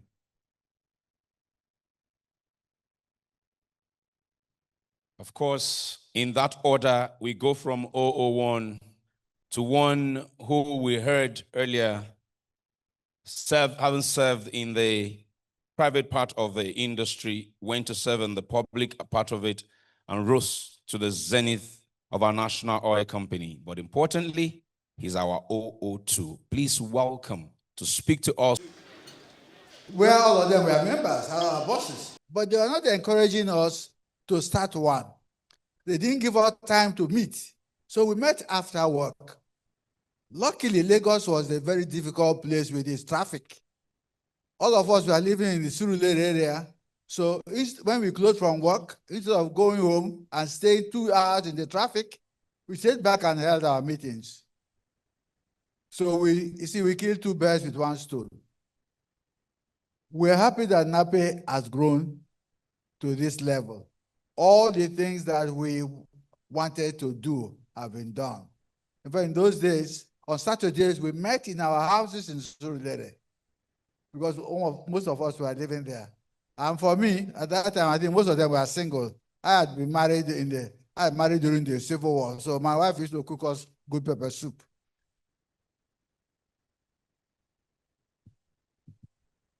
In fact, I've asked her to come and see those people for whom she was cooking pepper soup 50 years ago.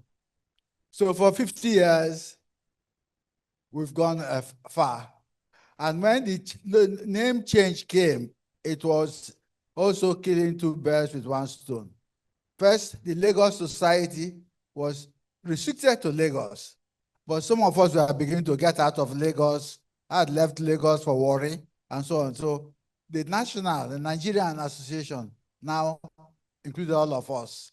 And the geologists and geophysicists was also restrictive because other people, geochemists, others were also joining the exploration train.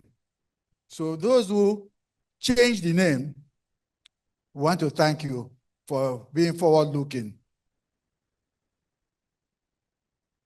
Now for the next 50 years, all we have to do, for those of you who will be there, because at 84, I don't think I will be there in the next 50 years.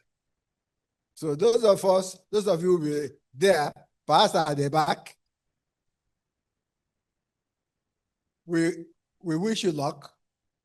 May this society keep on growing from strength to strength so that it will continue to be useful to the economy of this society, of this country. Thank you very much.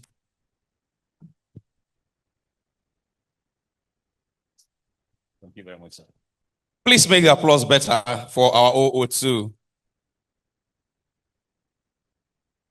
Many years ago, I heard that in Lagos, they used to do odd and even number cars going out and coming in.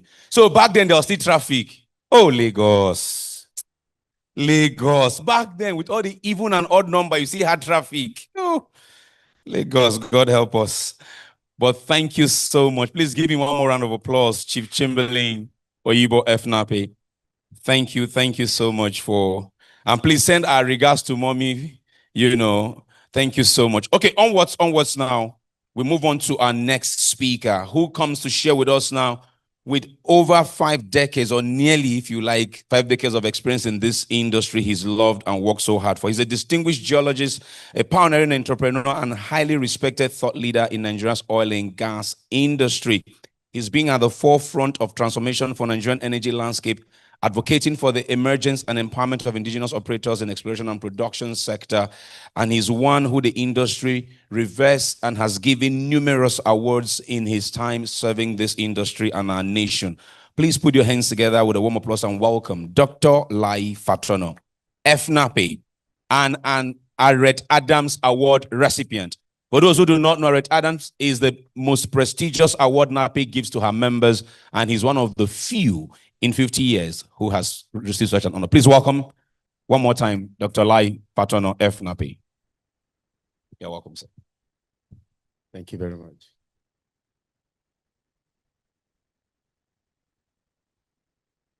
The president of NAPE, the first president of NAPE, Mr. Oteri, we all call you 001, and Chief Chambers Oyibo, and all the presidents here present. I would just say it's a very, very rare honor for me to be here. And I just want to say, in addition to all of you here, distinguished executives of NAPE and members of NAPE, my colleagues, my friends, ladies and gentlemen, good morning. And I had prepared a few slides, but I think I'm just going to read my narratives because my narratives will be as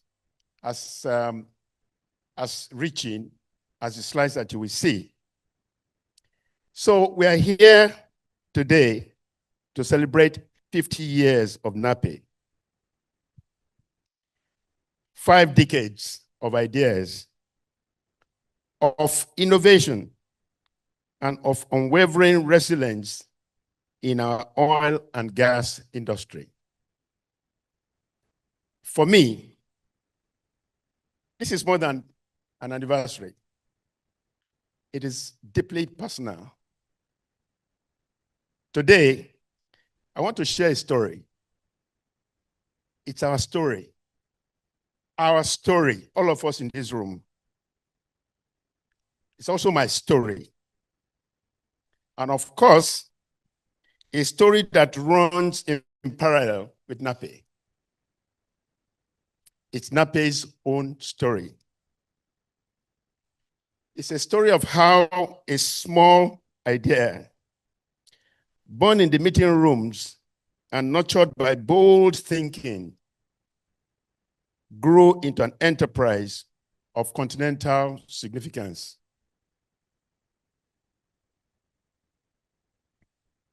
So the origins, an early vision. It's quite touching because I want to go back to the late 1980s. In 1988, I had just left Shell, 3 years on. This was at Geotrex Systems Limited. And all of you who are staff of Geotrex System in this room, please, I want you to stand up for recognition. Because we call Geotrex Systems Limited a very endearing consulting entity. We're based in Bagada, by the way. We're the only oil and gas related company that was not on the island. And that was very strange. It was an odd place to be. We were so-called the Bagada campus. In 1988, I drafted what became known as the Marginal Oil Development Concept. It was a memo. It was an inter-office memo. This wasn't just an engineering note. It was a vision for indigenous operators to take charge of small, overlooked oil fields and make them productive. We dreamt then of what we called, or we were going to call, Geotrex Exploration and Production Company Limited, but that never happened.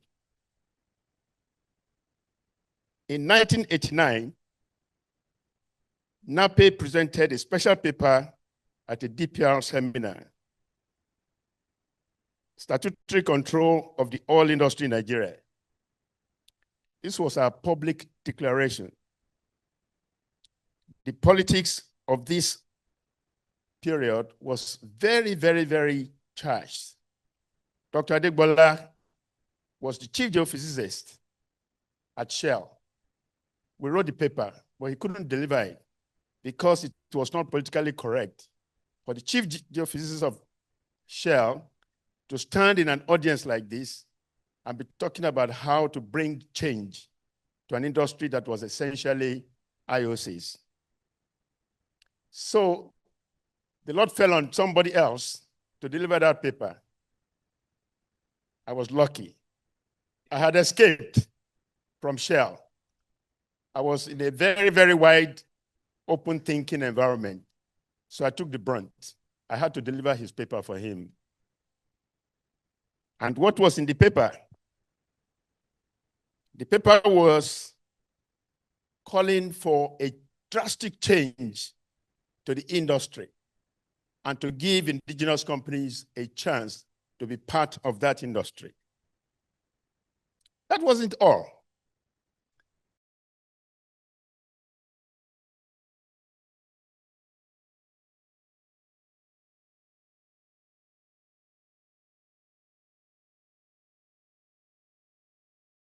And all of you who are staff of Geotrex System in this room, please, I want you to stand up for recognition. Because We call Geotrex Systems Limited a very endearing consulting entity. We're based in Bagada, by the way. We're the only oil and gas related company that was not on the island. And that was very strange. It was an odd place to be. We were so-called the Bagada campus. In 1988, I drafted what became known as the Marginal Oil Development Concept. It was a memo. It was an inter-office memo. This wasn't just an engineering note. It was a vision for indigenous operators to take charge of small, overlooked oil fields and make them productive. We dreamt then of what we called, or we were going to call, Geotrex Exploration and Production Company Limited. But that never happened. In 1989, NAPE presented a special paper at a DPR seminar, Statutory Control of the Oil Industry in Nigeria. This was our public declaration. The politics of this period was very, very, very charged.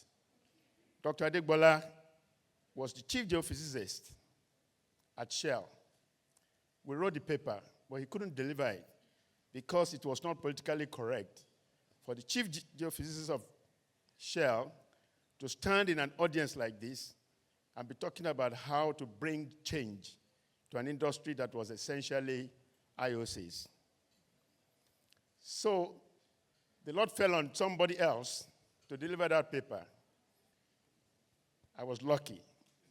I had escaped from Shell. I was in a very, very wide, open thinking environment. So I took the brunt. I had to deliver his paper for him.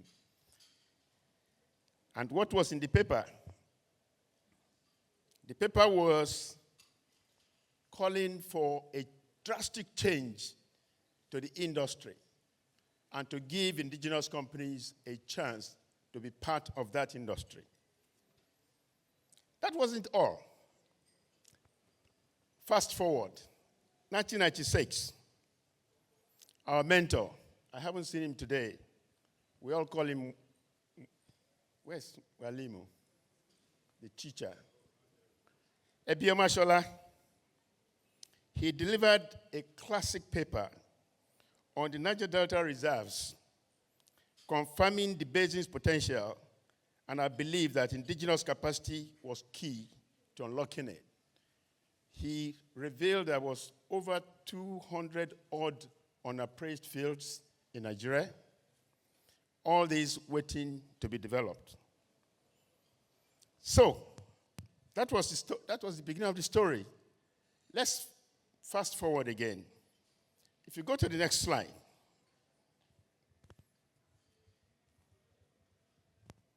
Ogbele Field. Ogbele Field, thanks to Chevron, you entrusted Ogbele Field into the hands of a Nigerian entity that had no track record. But that wasn't Chevron, that was Gulf Oil Company. I don't know how many of you in this audience remember that.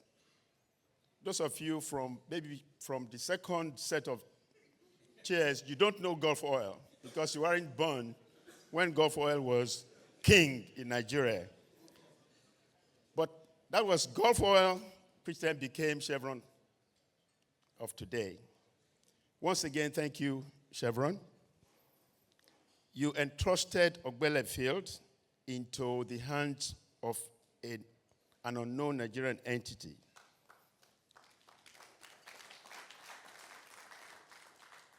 So, Ogbele Field, which company?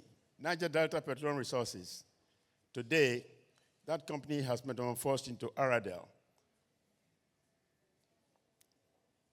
We faced the Trojan horse dilemma then. And what was that? Chevron didn't give us 2 fields. Actually, Chevron gave us 12 fields. And We left the meeting. All the old guys were very happy. We have 12 fields. I was the youngest in the group. Now, when I'm talking about youngest, I'm talking about people like Chief Arrett Adams. I'm talking of Dr. Swelly. I'm talking of late Alex Okoli, Eddie Yamo. They were all excited. Chevron had given us 12 fields. On the roundabout, on the Lekki Express Road, if you all know Chief Arrett Adams, he would always say, I want to use my pump. So we stayed in this rough terrain, and they noticed that I wasn't as excited as they were. And they asked why I wasn't jumping. And I said, sirs, this is a Trojan horse. We don't need 12 fields. Of course, I was talking off point. But they were quick in understanding that my youthful voice could also count for something. So we drove to Chief Adams' office, and he asked me to explain myself. And I said, gentlemen, we have no money, we have no political will, we have nothing. 12 fields from my exploration upbringing is awesome. But let us take a positive decision about what we really want. So we chose 2 fields. The following week, we went back to Chevron. We returned 10 fields. And we said, thank you very much, but we wanted 2. That was the story of marginal field development, because there was 10 more for other people to take. So we fast forward. We overcame. Ogbele Field was developed. Ladies and gentlemen, these are the architects of Ogbele Field, and you can see that I don't feature. I'm right down at the bottom. Arrett Adams, John Jones, late Eddie Yamu, late David Richards, Dr. Swelly, late Samuel Ogbaju, late Alex Okoli.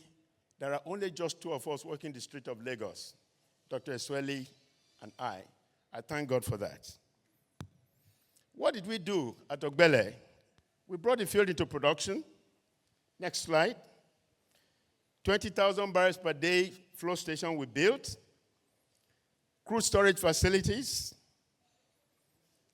Then we went further. We developed the first gas in the field. We decided to build, and we actually built, a 100 million standard cubic feet gas processing plant by 2010. This was the story and the beginning of domestic gas activities. We were the first indigenous company to deliver gas to Bonny and LNG, delivering only 1% of the volume that is processed every year. We never made 1% of the revenue. But the story went further. Between 2010 and 2020, there was need for us to start refining. And we built the first 1,000 barrels per day refinery. That went on by 2020. Capacity increased to 11,000 barrels per day. That was a leap. We have learned the ropes. We had learned how to crawl from Ogbele Field. And divestment then came along. Our next leap was OML 34, acquired from Shell, Total and Ajib in partnership with NNPC. OML 34 meant applying substantial domestic gas to the Escravos Lagos pipeline and the West African gas pipeline, as well as other gas-based industries and power plants existing along the way. And here lies a key message. IOC divestment is not a retreat. It is a strong and positive realignment. It created opportunities for Nigerians. While IOCs go deep water, Nigerian independence came to try to dominate onshore and shallow water, fast, efficient, and with a sense of national mission. That was our vision delivered. This was the bridge from a single field operator to a respectable national player. So I then come to the big story, the Renaissance Africa Energy story. This is what I call our ultimate uncharted aspiration. Acquiring the entire shares of SPDC. This was most daring of all thoughts. Yes, people called it buying Shell. Yes, it sounded impossible. But today, that dream stands as Renaissance Africa Energy Company Limited, Nigeria's first indigenous integrated super major.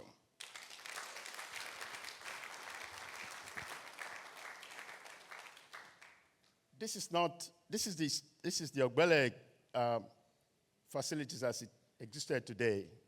And you can see this, the awesomeness, the sprawling facilities. Bite, thank you very much for keeping the flag flying. Ebi, you are here. And I really, really appreciate all of you who had kept Ogbele going, not just as a marginal field anymore, but as a very, very significant integrated business. I'm told that you produce almost 16,000 barrels a day. You deliver more than 60 million standard cubic feet of gas to Bonny and LNG every day. Guys, in Aradale, well done.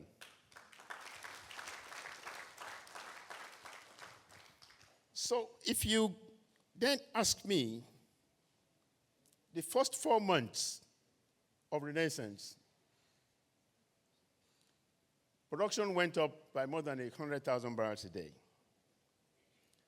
If what the EVP upstream said is something to understand, this is an awesome achievement. Roger, with your collaborating and supporting contributions to the Nigerian industry, we thank all those that have made this situation possible. Thank you very much. So here's Renaissance today. Andy Weston, Aradale, Walter Smith, First GMP, and Petrolane. It's all about partnership. It's all about trusting ourselves, and it's all about coming together, knowing that you cannot do things just by yourself. That had been our strength. Well, Renaissance has come. What do I see as the road ahead? There's a slide there. If you just go forward. What are the critical success factors that I personally have recognized? Resilience. I want to talk about native intelligence because many people do not understand the importance and the factor of native intelligence. We know Nigeria. We know the Niger Delta. That is a very, very strong character that each and every one of the Nigerian independent companies bring to the table. Native intelligence. Of course, there are other things. But there's one factor that I must talk about: paying your debt. Because if you borrow money from Nigerian banks and you don't pay, you spoil market for the others. And this is a very, very important matter that I really, really want to bring to the fore. For those of us who have to find money and can't find money outside of Nigeria, when you find money in Nigeria, which is always debt, please pay. Pay back. So there are all sorts of things that I've done here, that I've said here, hurdles lessons learned, business refrains, future hurdles, and what are the creative initiatives. One of the creative initiatives that I really want to talk about is about how can we develop human capital. This is a very, very serious matter for us to think about for the next 20, 40, 50 years. The human capital that will drive our future has to be cultivated. And Austin, thank you very much. You delivered the first of the series of lectures in a new initiative that I've championed, which is how do we find the human capital that will replace all this aging fleet that I see in front of me here. The NMGS, Niger Delta, and Life Aton annual lecture series had been initiated by NMGS. Thank you very much, Madam Rose. It has gone into its first year. This is the second year, and this year, Professor Philip Amadi from the University of Phoenix, Arizona, will also be talking about the matters of human capital. This is a very, very important subject matter for us in Nigeria. So, I really will bring this conversation to closure. What do I see as a journey of NAPE? I'm not going to talk about 50 years. I want to be very, very circumspect. I would say in the next 25 years, the road ahead that I see, Nigeria will become an energy secure and energy independent nation.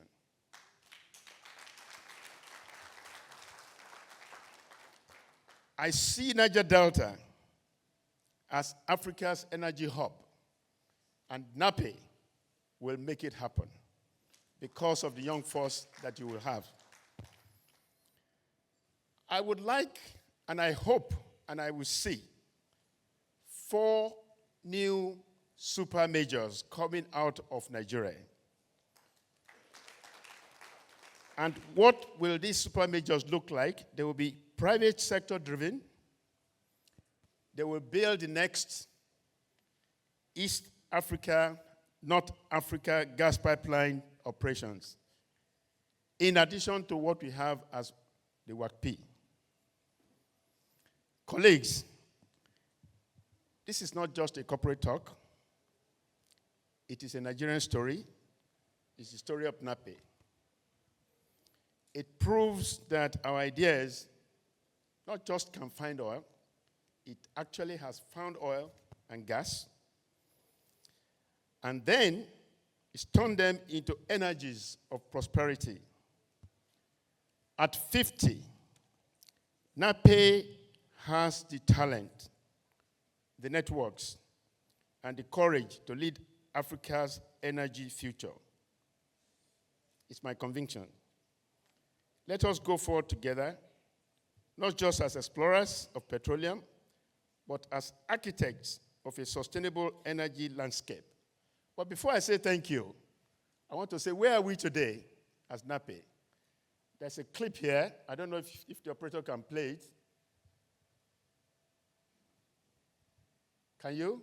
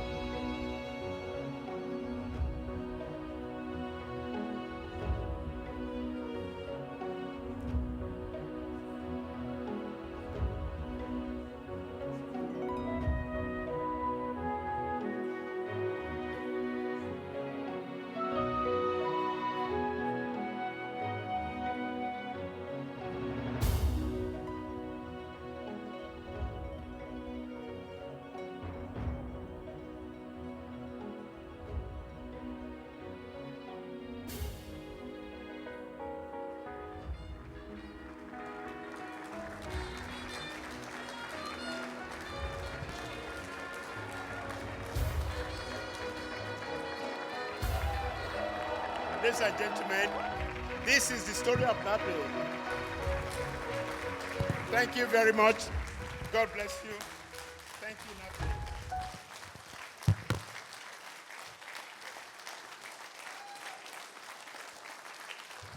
Very fitting applause. Very fitting. Very fitting. I appreciate it. Very fitting applause. Very, very fitting. For an icon of our industry. An icon of our industry. An energy entrepreneur par excellence. Passionate about not just the industry but his country. Please, one more time for Dr. Lai Fatono F. NAPE. This is the story of NAPE. You must have native intelligence, good corporate governance, pay the bank the money you owe, clear road for others. So he can boldly say that because he has done that over and over again.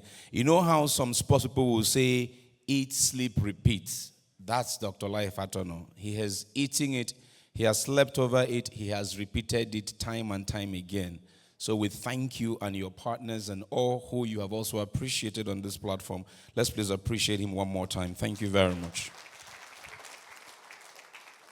Okay. Onwards, without further delay, let us take our deep dive into the panel conversation.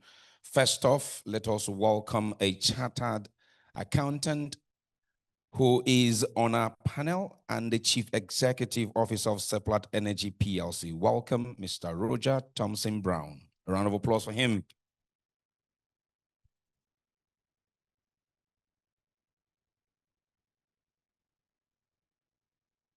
Also on our panel, would like to welcome the man who is driving the day-to-day activity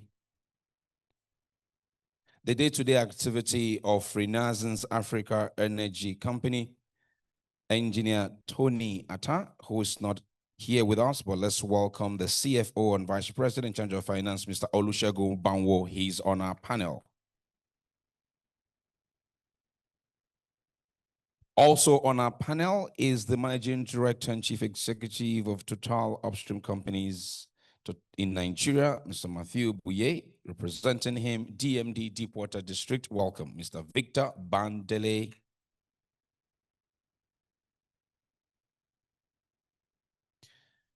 Joining them is a former president of our association, a fellow of the association and past president of AAPG, SLB's country director, Dr. Nosa Omorodion, F. NAPE. Okay.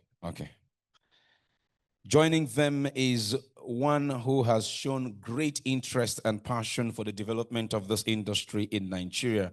One of those IOC CEOs who very rarely sends representative, and I take that as his commitment to our nation. The Managing Director and Chief Executive of Chevron Nigeria Mid-Africa Business Unit. Please welcome Mr. Jim Swaz.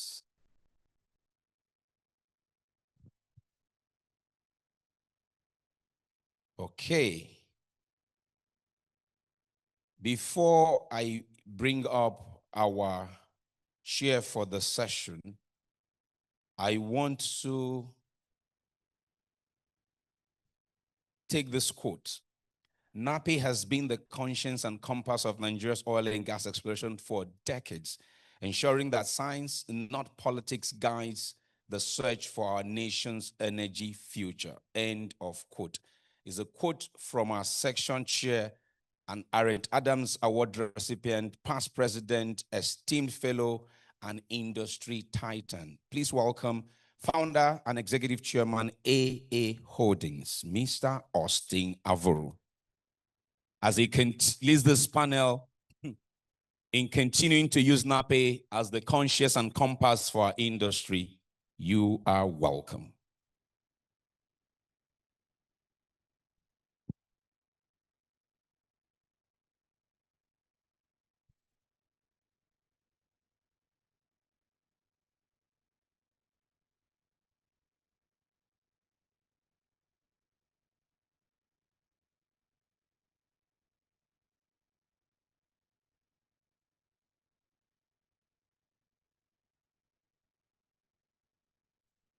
Thank you very much, distinguished ladies and gentlemen, and in particular,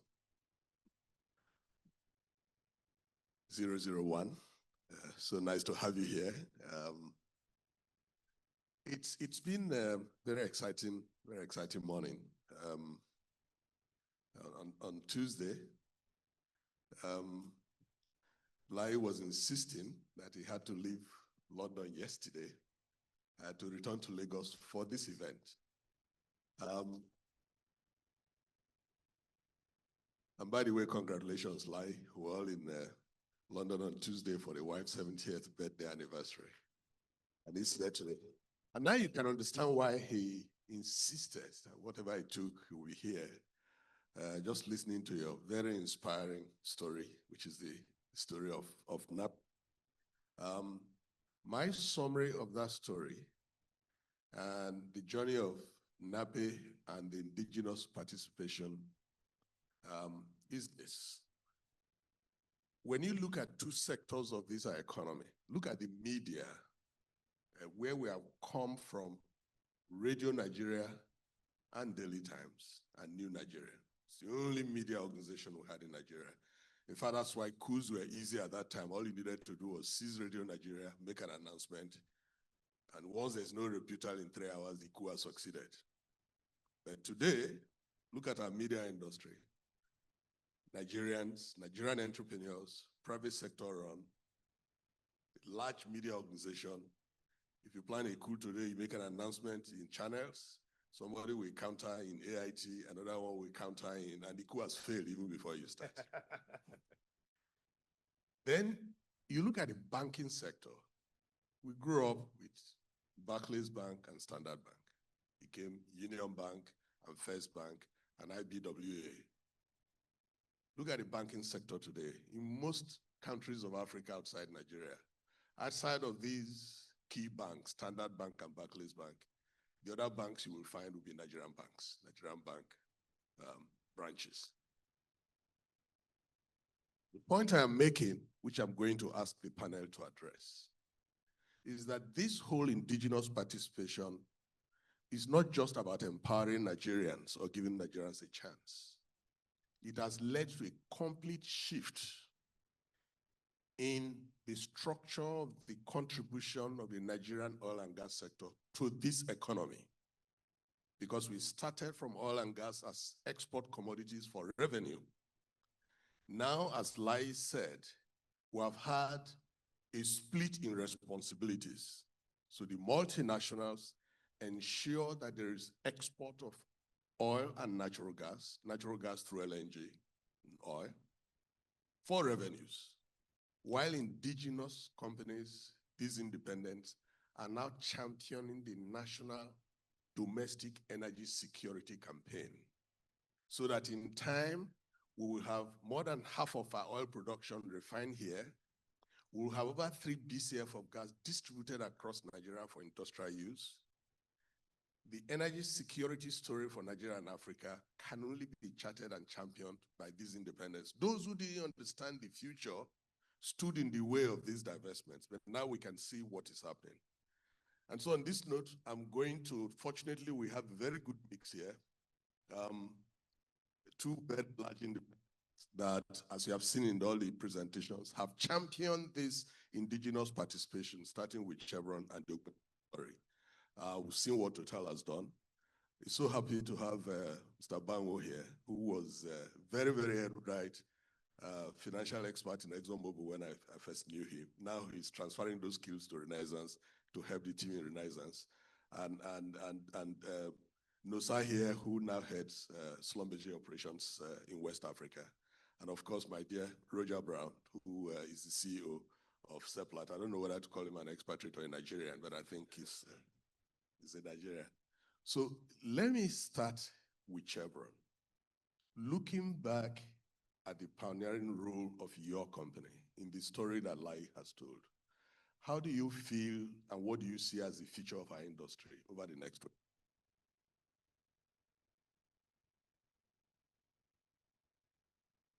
Well, first off, thank you for being here. And on behalf of Chevron and over 60 years in Nigeria, we certainly congratulate NAPE on the 50-year anniversary. I think it's truly outstanding to see the progress that's been made to develop the Nigerian talent. You may not know, but I'm also a geologist by training, so it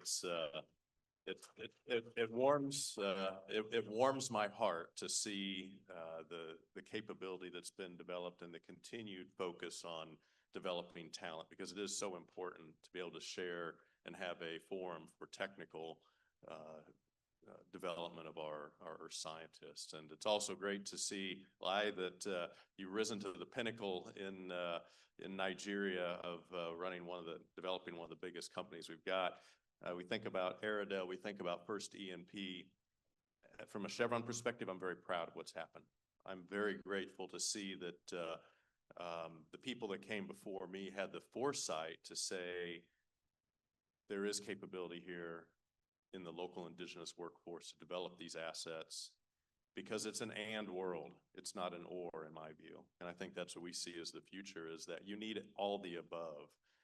If Chevron would have tried to hold on to those assets, it would have been difficult to develop, because I think about the development that we just showed. At the same time, we were developing a $1.5 billion barrel field of Agbami that we're trying to do, and also doing a gas to liquids plant and all these other things. And so it's hard to do it all. And I think a key piece that I reflect back on that is so important is to continue this growing the pie, right? No one company can do it all. And to achieve the aspirations of Nigeria and really Africa is to continue to develop that and to continue to attract capital in multiple ways. So from a Chevron perspective, we bring capital to where it'll flow, where we get the returns, and where the debts are paid, right, is an important part of that. And we've certainly seen that. And I thank partners in NNPCL for continuing to drive that. And so I think more broadly, though, the future holds is we'll continue to see this. There's plenty of places for everyone. And I think about the current the requisite competence, the requisite tools available to support and join this initiative of accelerated goal towards production, accelerated goals towards accepting this bypass oil is made available. The story of SLB, formerly Schlumberger, is similar to Shell. Yeah, SLB was the first to get in here. We locked the first well in Nigeria, and following which you've had the likes of the others, Baker, and Liberty, they've joined us. But we are equally actively, as a company, working with the national oil company to see how we can mimic and recreate an NNPC-enabled SLB type that can step in to be able to access some of this opportunity. I mean, it's open news of the engagement with NSAB, the various collaborations. There's a roadmap for technology transfer, working together as a team. The typical SLB training, which many of us went through in terms of building competence, building capacity, that arrangement with NSAB is ongoing, whereby working jointly on a project with a timeline with milestones that will gradually, over time. We have succeeded in doing that almost 100% in the subsurface sector, whereby when we go for service with the likes of NSAB on the subsurface, we do on work share. We complement each other. We do those rotations. But that notwithstanding, we've been in this country for about 75 years. We've invested in this country, and we have just recently transmitted to a situation whereby we are encouraging competent, capable local service companies that are able to acquire those tools you talk about, but with a support mechanism to ensure that not just acquire the tools, they support, deliver, and maintain those tools available. So that's SLB, but as a Nigerian, I am more. We've seen reforms that NNPC has put in place. We've heard what the CCE said, what we've been seeing in the last 15, 20 years, we've been seeing an average of 5, 10 new companies every month come into the space. And there needs to be service support to be able to help actualize that goal so that the execution arm, as highlighted by the EVP, is equally alive to support this. So we are committed to this. We are playing in this part, not just incubating the next Nigerian SLB. We are equally ensuring that as much as possible, there is domiciliation of expertise in country that can support and drive these objectives. Chair, no, sir. A round of applause for the side SLB. Now, you are probably the most Nigerian expatriates we have around. Pioneer CFO of the listed Nigerian company, London. That whole initiative, the plant in London, was put together by you even before you joined Seplat as an investment banker, convincing us that the company could be listed. Then it was done, you CFO, you have been CEO, you have replicated, you have been, I don't know who's been following the footsteps, whether you have been following Lai or Lai has been following you. But domestic production and distribution, major gas producer, oil and gas producer, now a large company. Your story used to be told that you were listed in London. But now, having acquired ExxonMobil, we are much more than just being listed in London. What's your vision of these 4 mega independents that lie? Where will you play in? And what do you see as your role in supporting the growth of the Nigerian economy and not just production?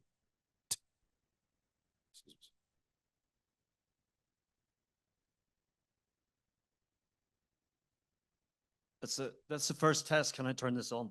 Yes. Well, let me start off by just congratulating NAPE on its 50th. It's a great achievement for everyone. 001, 001, and beyond. Big clap, I think, for 001 there. Yeah, it's and by the way, if you're doing an honorary membership of NAPE for CCE, Engineer Komalafi, you can see I've not got my band. You can do an honorary one for me as well. I'm not a NAPE member. Thank you. Look, it's interesting. We go back, we're not going to go back 50 years. We go back probably 15 years. Let me just start off with, I wasn't in the oil sector, I was in the banking sector. And I was looking at Nigeria. So I was as a Standard Bank group at Stanbic, and we were looking around Africa, and we were trying to work out where indigenization would really take off. And we looked at every country, and then we zeroed in on Nigeria. And what we saw in Nigeria was unique. That we had a dominance of the Nigerian sector by international oil companies and a national oil company. There were some marginal fields, of course, and players, but few and far between. And there wasn't a critical mass. And we worked out at that point, back in 2010, I think it was, or 10, I think it was, is there was going to be a revolution in this market. It was going to change, so it was going to be unrecognizable. And we were trying to work out how long that would take, but we saw the emergence of, at that time we said 5 to 10. There needed to be that sort of scale of indigenous energy companies, oil companies, that would then attract a lot of interest. And then it would be a snowball effect. What you'd find is that more and more, because if you look at capital, right, which is inward investment capital, it follows success stories. It doesn't like failures, as life is when it's a pay back your debt. It doesn't like failures, but it loves success. And the more success you have, it's a snowball effect. So the 5 to 10 companies was going to, in our view at that time, create it. I came in, I met Austin early days around that, and obviously knew a lot of players in the market. And I think the market from Indigenous sector perspective fell into 2 broad categories. It was the, let's call it the Oga, the big person at the top said, ruled everything. And that was a type of oil company. And then there was a series of oil companies that were partnerships, that valued partnerships coming together. And our view at that time was that the companies that came together and work in partnerships were probably going to be the most successful, because no one company could do all of this. We set back a time frame for it, and I must admit, I never thought it was going to take as long as it did, right? So we saw at that point, maybe 5 years, that there'd be a transfer across.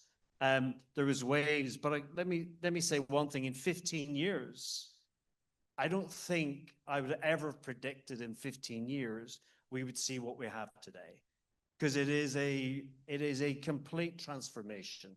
And the onshore and the shallow water offshore has changed immeasurably. The IOCs have gone and focused on the deep water. Some are still onshore. Before Jim jumps at me saying he's still onshore, he is. But most of them are offshore, and actually the focus has been on the indigenous companies. And as indigenous companies, we have a much greater responsibility, because it's not just about drilling oil, getting to the terminal and selling it overseas. That's not going to work. Okay, as indigenous companies, we have to create energy security within Nigeria, and we have to invest for the next 50 years, the next 100 years. We're not going anywhere else. And therefore, I mean, I said Seplat, obviously we've focused largely because Austin there, but at the time on gas, because we saw gas as an element that domestic gas was going to be very critical. And now we see where we are today. We see a revolution whereby energy security is now being created. Refined oil will be refined in country. Gas will be sold. And, at Seplat, we've got 3 onshore gas plants, which will have operation this year.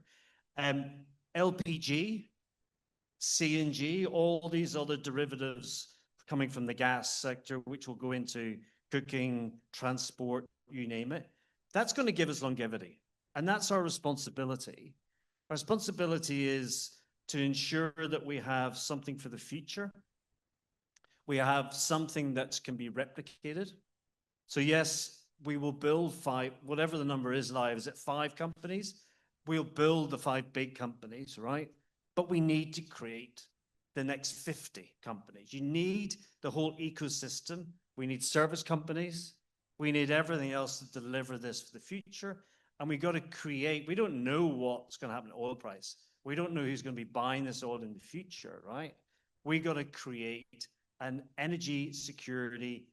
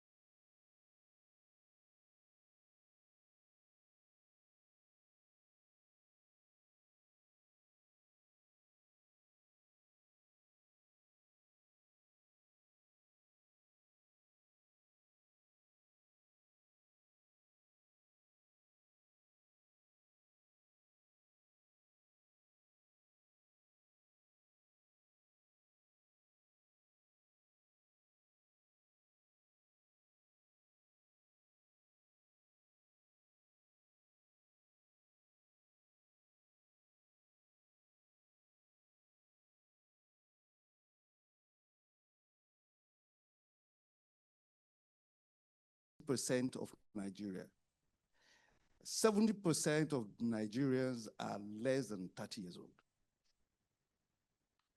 So these are people that will also have children and, and going on. So what am I trying to say is that when we say our population is over 200 million, you know that in another 30 years, that population can double. So that's one thing. It means there is a lot of market, a lot of growth in our own population here already.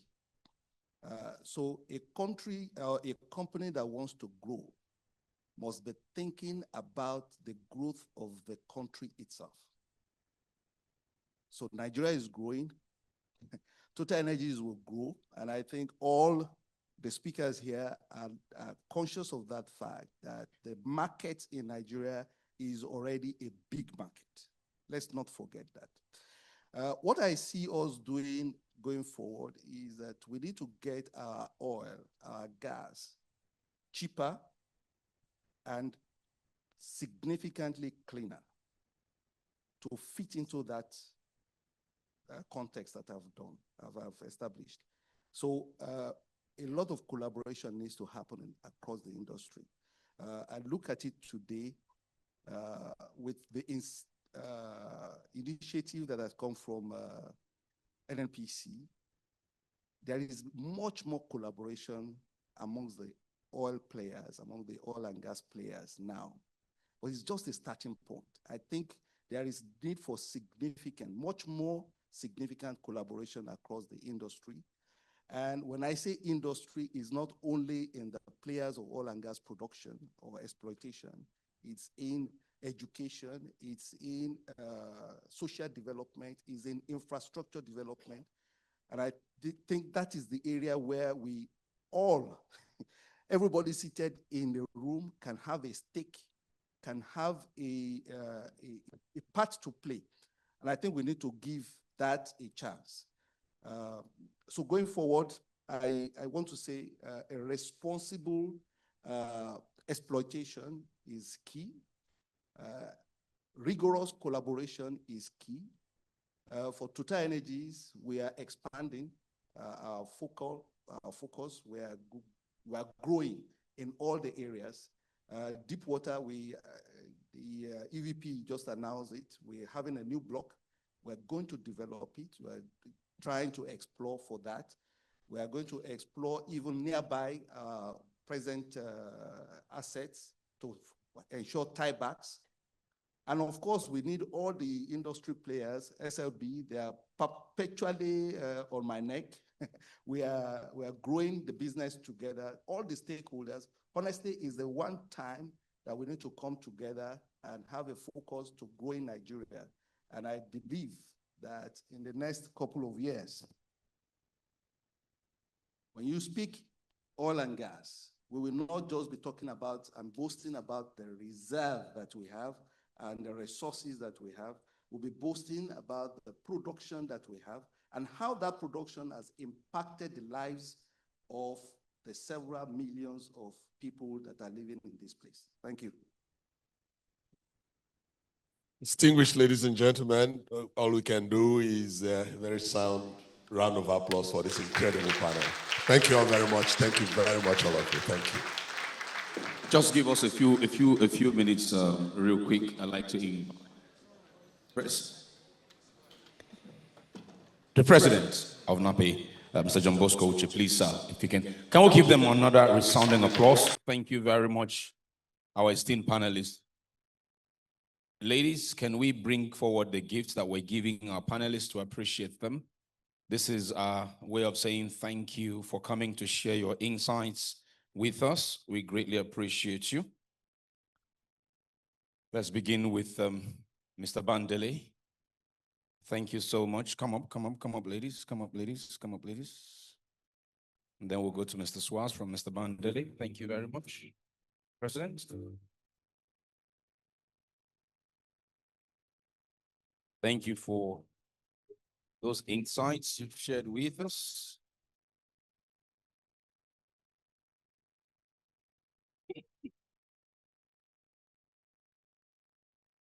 Mr. Aboro, please. Thank you very much. Dr. Omorodion, FNAPE.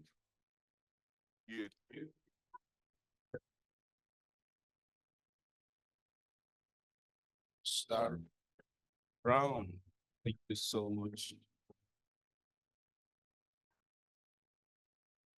Mr. Banwo, from one CFO former to now CFO new. Thank you very much. I'd like to invite EVP upstream. Go ahead, bring. EVP upstream, sir. You set the tone for the conversation. Thank you very much. EVP upstream. Dr. Patona will have one for you as well as the CCE. CCE is not here. Maybe Mr. Fashiono, you can receive for CCE. Then we'll do a family photo. Yeah, come up, sir, please, sir. So that you do a family photo once we're this. Thank you, Santiago. The fine job of presenting the GCEO. Dr. Fatano, sir. Just hold on for the picture, sir. Thank you. Please proceed for CCE. For CCE, please proceed, Mr. Fashion. Thank you very much. And then for Dr. Lai Fatona, and then you do a family photo after this. Now, while they're doing the family photo, I would like to appeal kindly. Please proceed, sir.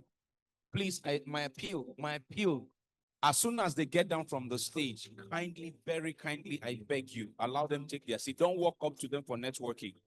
We will have enough time. I'm begging you, right? We'll just have 3 more speeches, then we'll serve lunch, we'll retire, come back at 4 o'clock. Now, between the time we end and 4 o'clock is enough time to network, okay? So I beg you, remain seated. Allow them take their seats. Don't walk up to them. Do not walk up to them for a photograph. Don't walk up to them for their contact. I think everyone in the room here knows them, right? So just allow them take their seats. I beg you. Thank you. Thank you for cooperating with us. Thank you so much. Now, while we're finishing the pictures, and photographers, once you're done with this, please retire to the corners and allow them to take their seat. Don't start telling them to take picture with one expert, one professional. Please allow them to take their seat, okay? Thank you very much. We have the pictures, right? Please give them another round of applause as they take their seats. Please allow them to take their seats. Allow them to take their seats. Allow them to take their seats. Please allow them to take their seats, my boss. Please allow them to take their seat. Thank you very much. Allow them to take their seat. While we're doing this, let me acknowledge kindly the presence here of the MD of Most Modern Nigeria Limited. Thank you, sir. Thank you. Thank you very much, sir. Thank you. Thank you.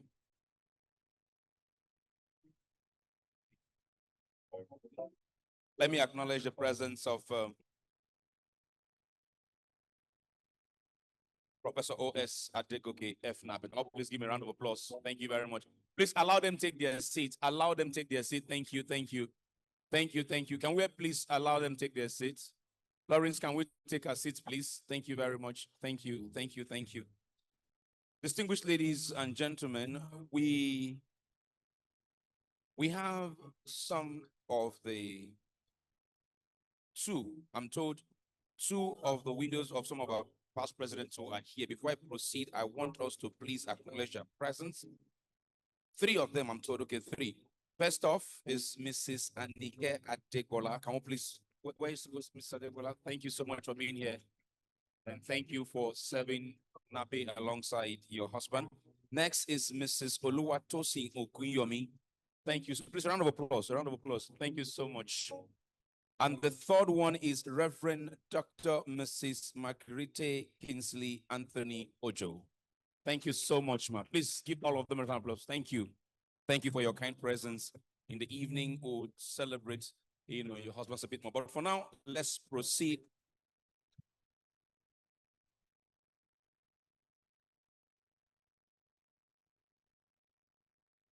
All right, just three remarks, and we're done with this part of the program. First off is the YP lead, who is also a TA to the Managing Director of Gentian and our PA. Let's welcome John Oguntigbe. Please, a round of applause for a few minutes. He's the future.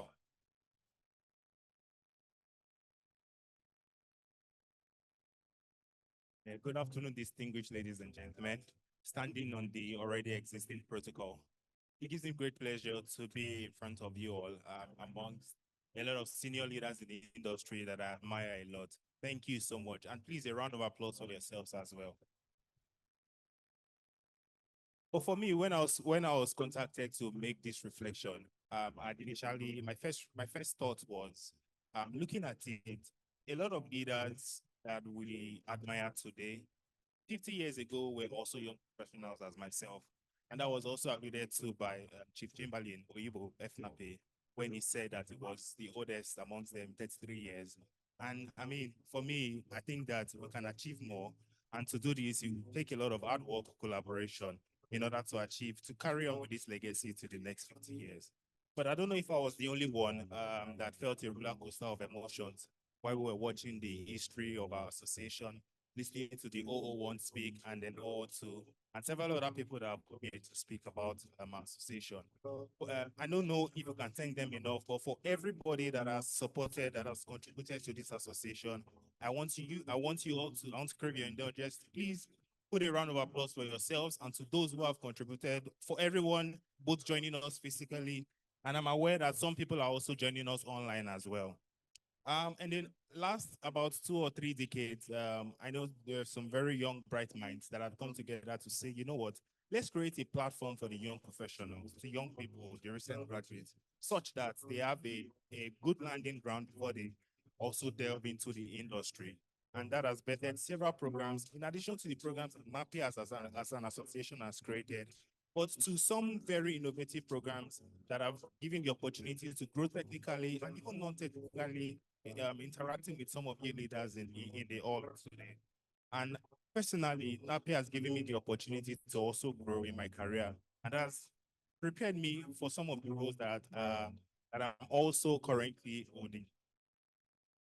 We've seen the last 50 years. What can we do in the next 50 years? Interacting with a lot of mentors and senior leaders and others in the industry, one of the things I've also seen is that they were opportune to undergo several trainings, which I think, by my perspective, is something that will lack in the industry, that is not so strong as it was in the past today.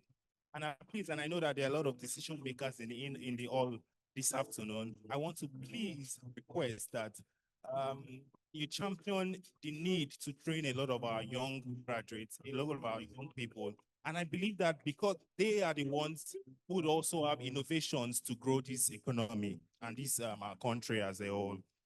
The EVP spoke about a lot of advancement in technology, and truly, if we go back as well, we realize that there are more technology compared to before as at now. I also want to charge the young ones to please take advantage of the technology, take advantage of the brain innovations to be able to build yourself and then prepare yourselves for the opportunities that lie ahead. And then finally, I want to also ask that we have youth inclusion in our leadership, because I believe that the young ones are also the future for tomorrow. I celebrate with NAPE. I want to join everyone to wish NAPE a happy celebration, happy half of a century that we celebrate today.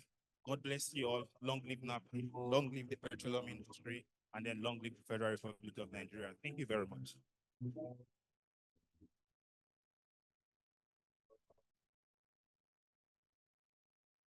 We heard, thank you very much, Mr. Gundibo. Please give him another round of applause. YP lead for NAPE. We heard the 002 tell us that before NAPE was founded, a society of miners and geoscientists existed. And the collaboration between both associations has remained from that time till now. So we're going to listen to a goodwill remark from the current president of the Nigerian Mining and Geosciences Society. Please welcome Ms. Rose Ndong, FNMGS. In driving progress within the energy sector, not just in Nigeria, but across the Africa continent. The theme of this year's landmark celebration, Pioneering the Future of Energy in Africa, is timely and forward-looking. It resonates strongly with the realities of today's dynamic energy industry, where collaboration, innovation, and a balanced approach to fossil fuels and renewables are critical to sustainable growth. As partners in the energy profession, SPE and NAPE share a common vision to build capacity, foster research, and develop solutions that will ensure energy security, economic prosperity, and environmental stewardship for future generations.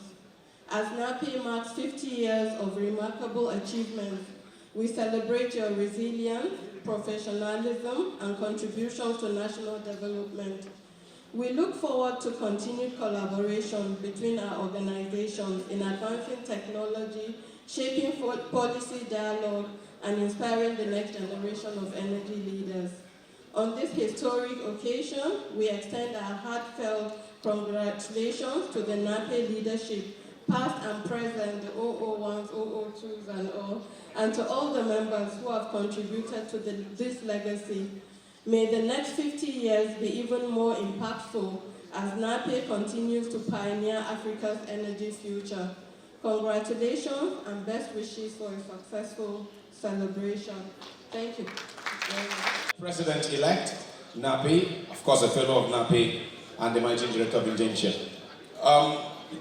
We've come to the end of the first part of this program, right? And we will serve lunch now. For lunch.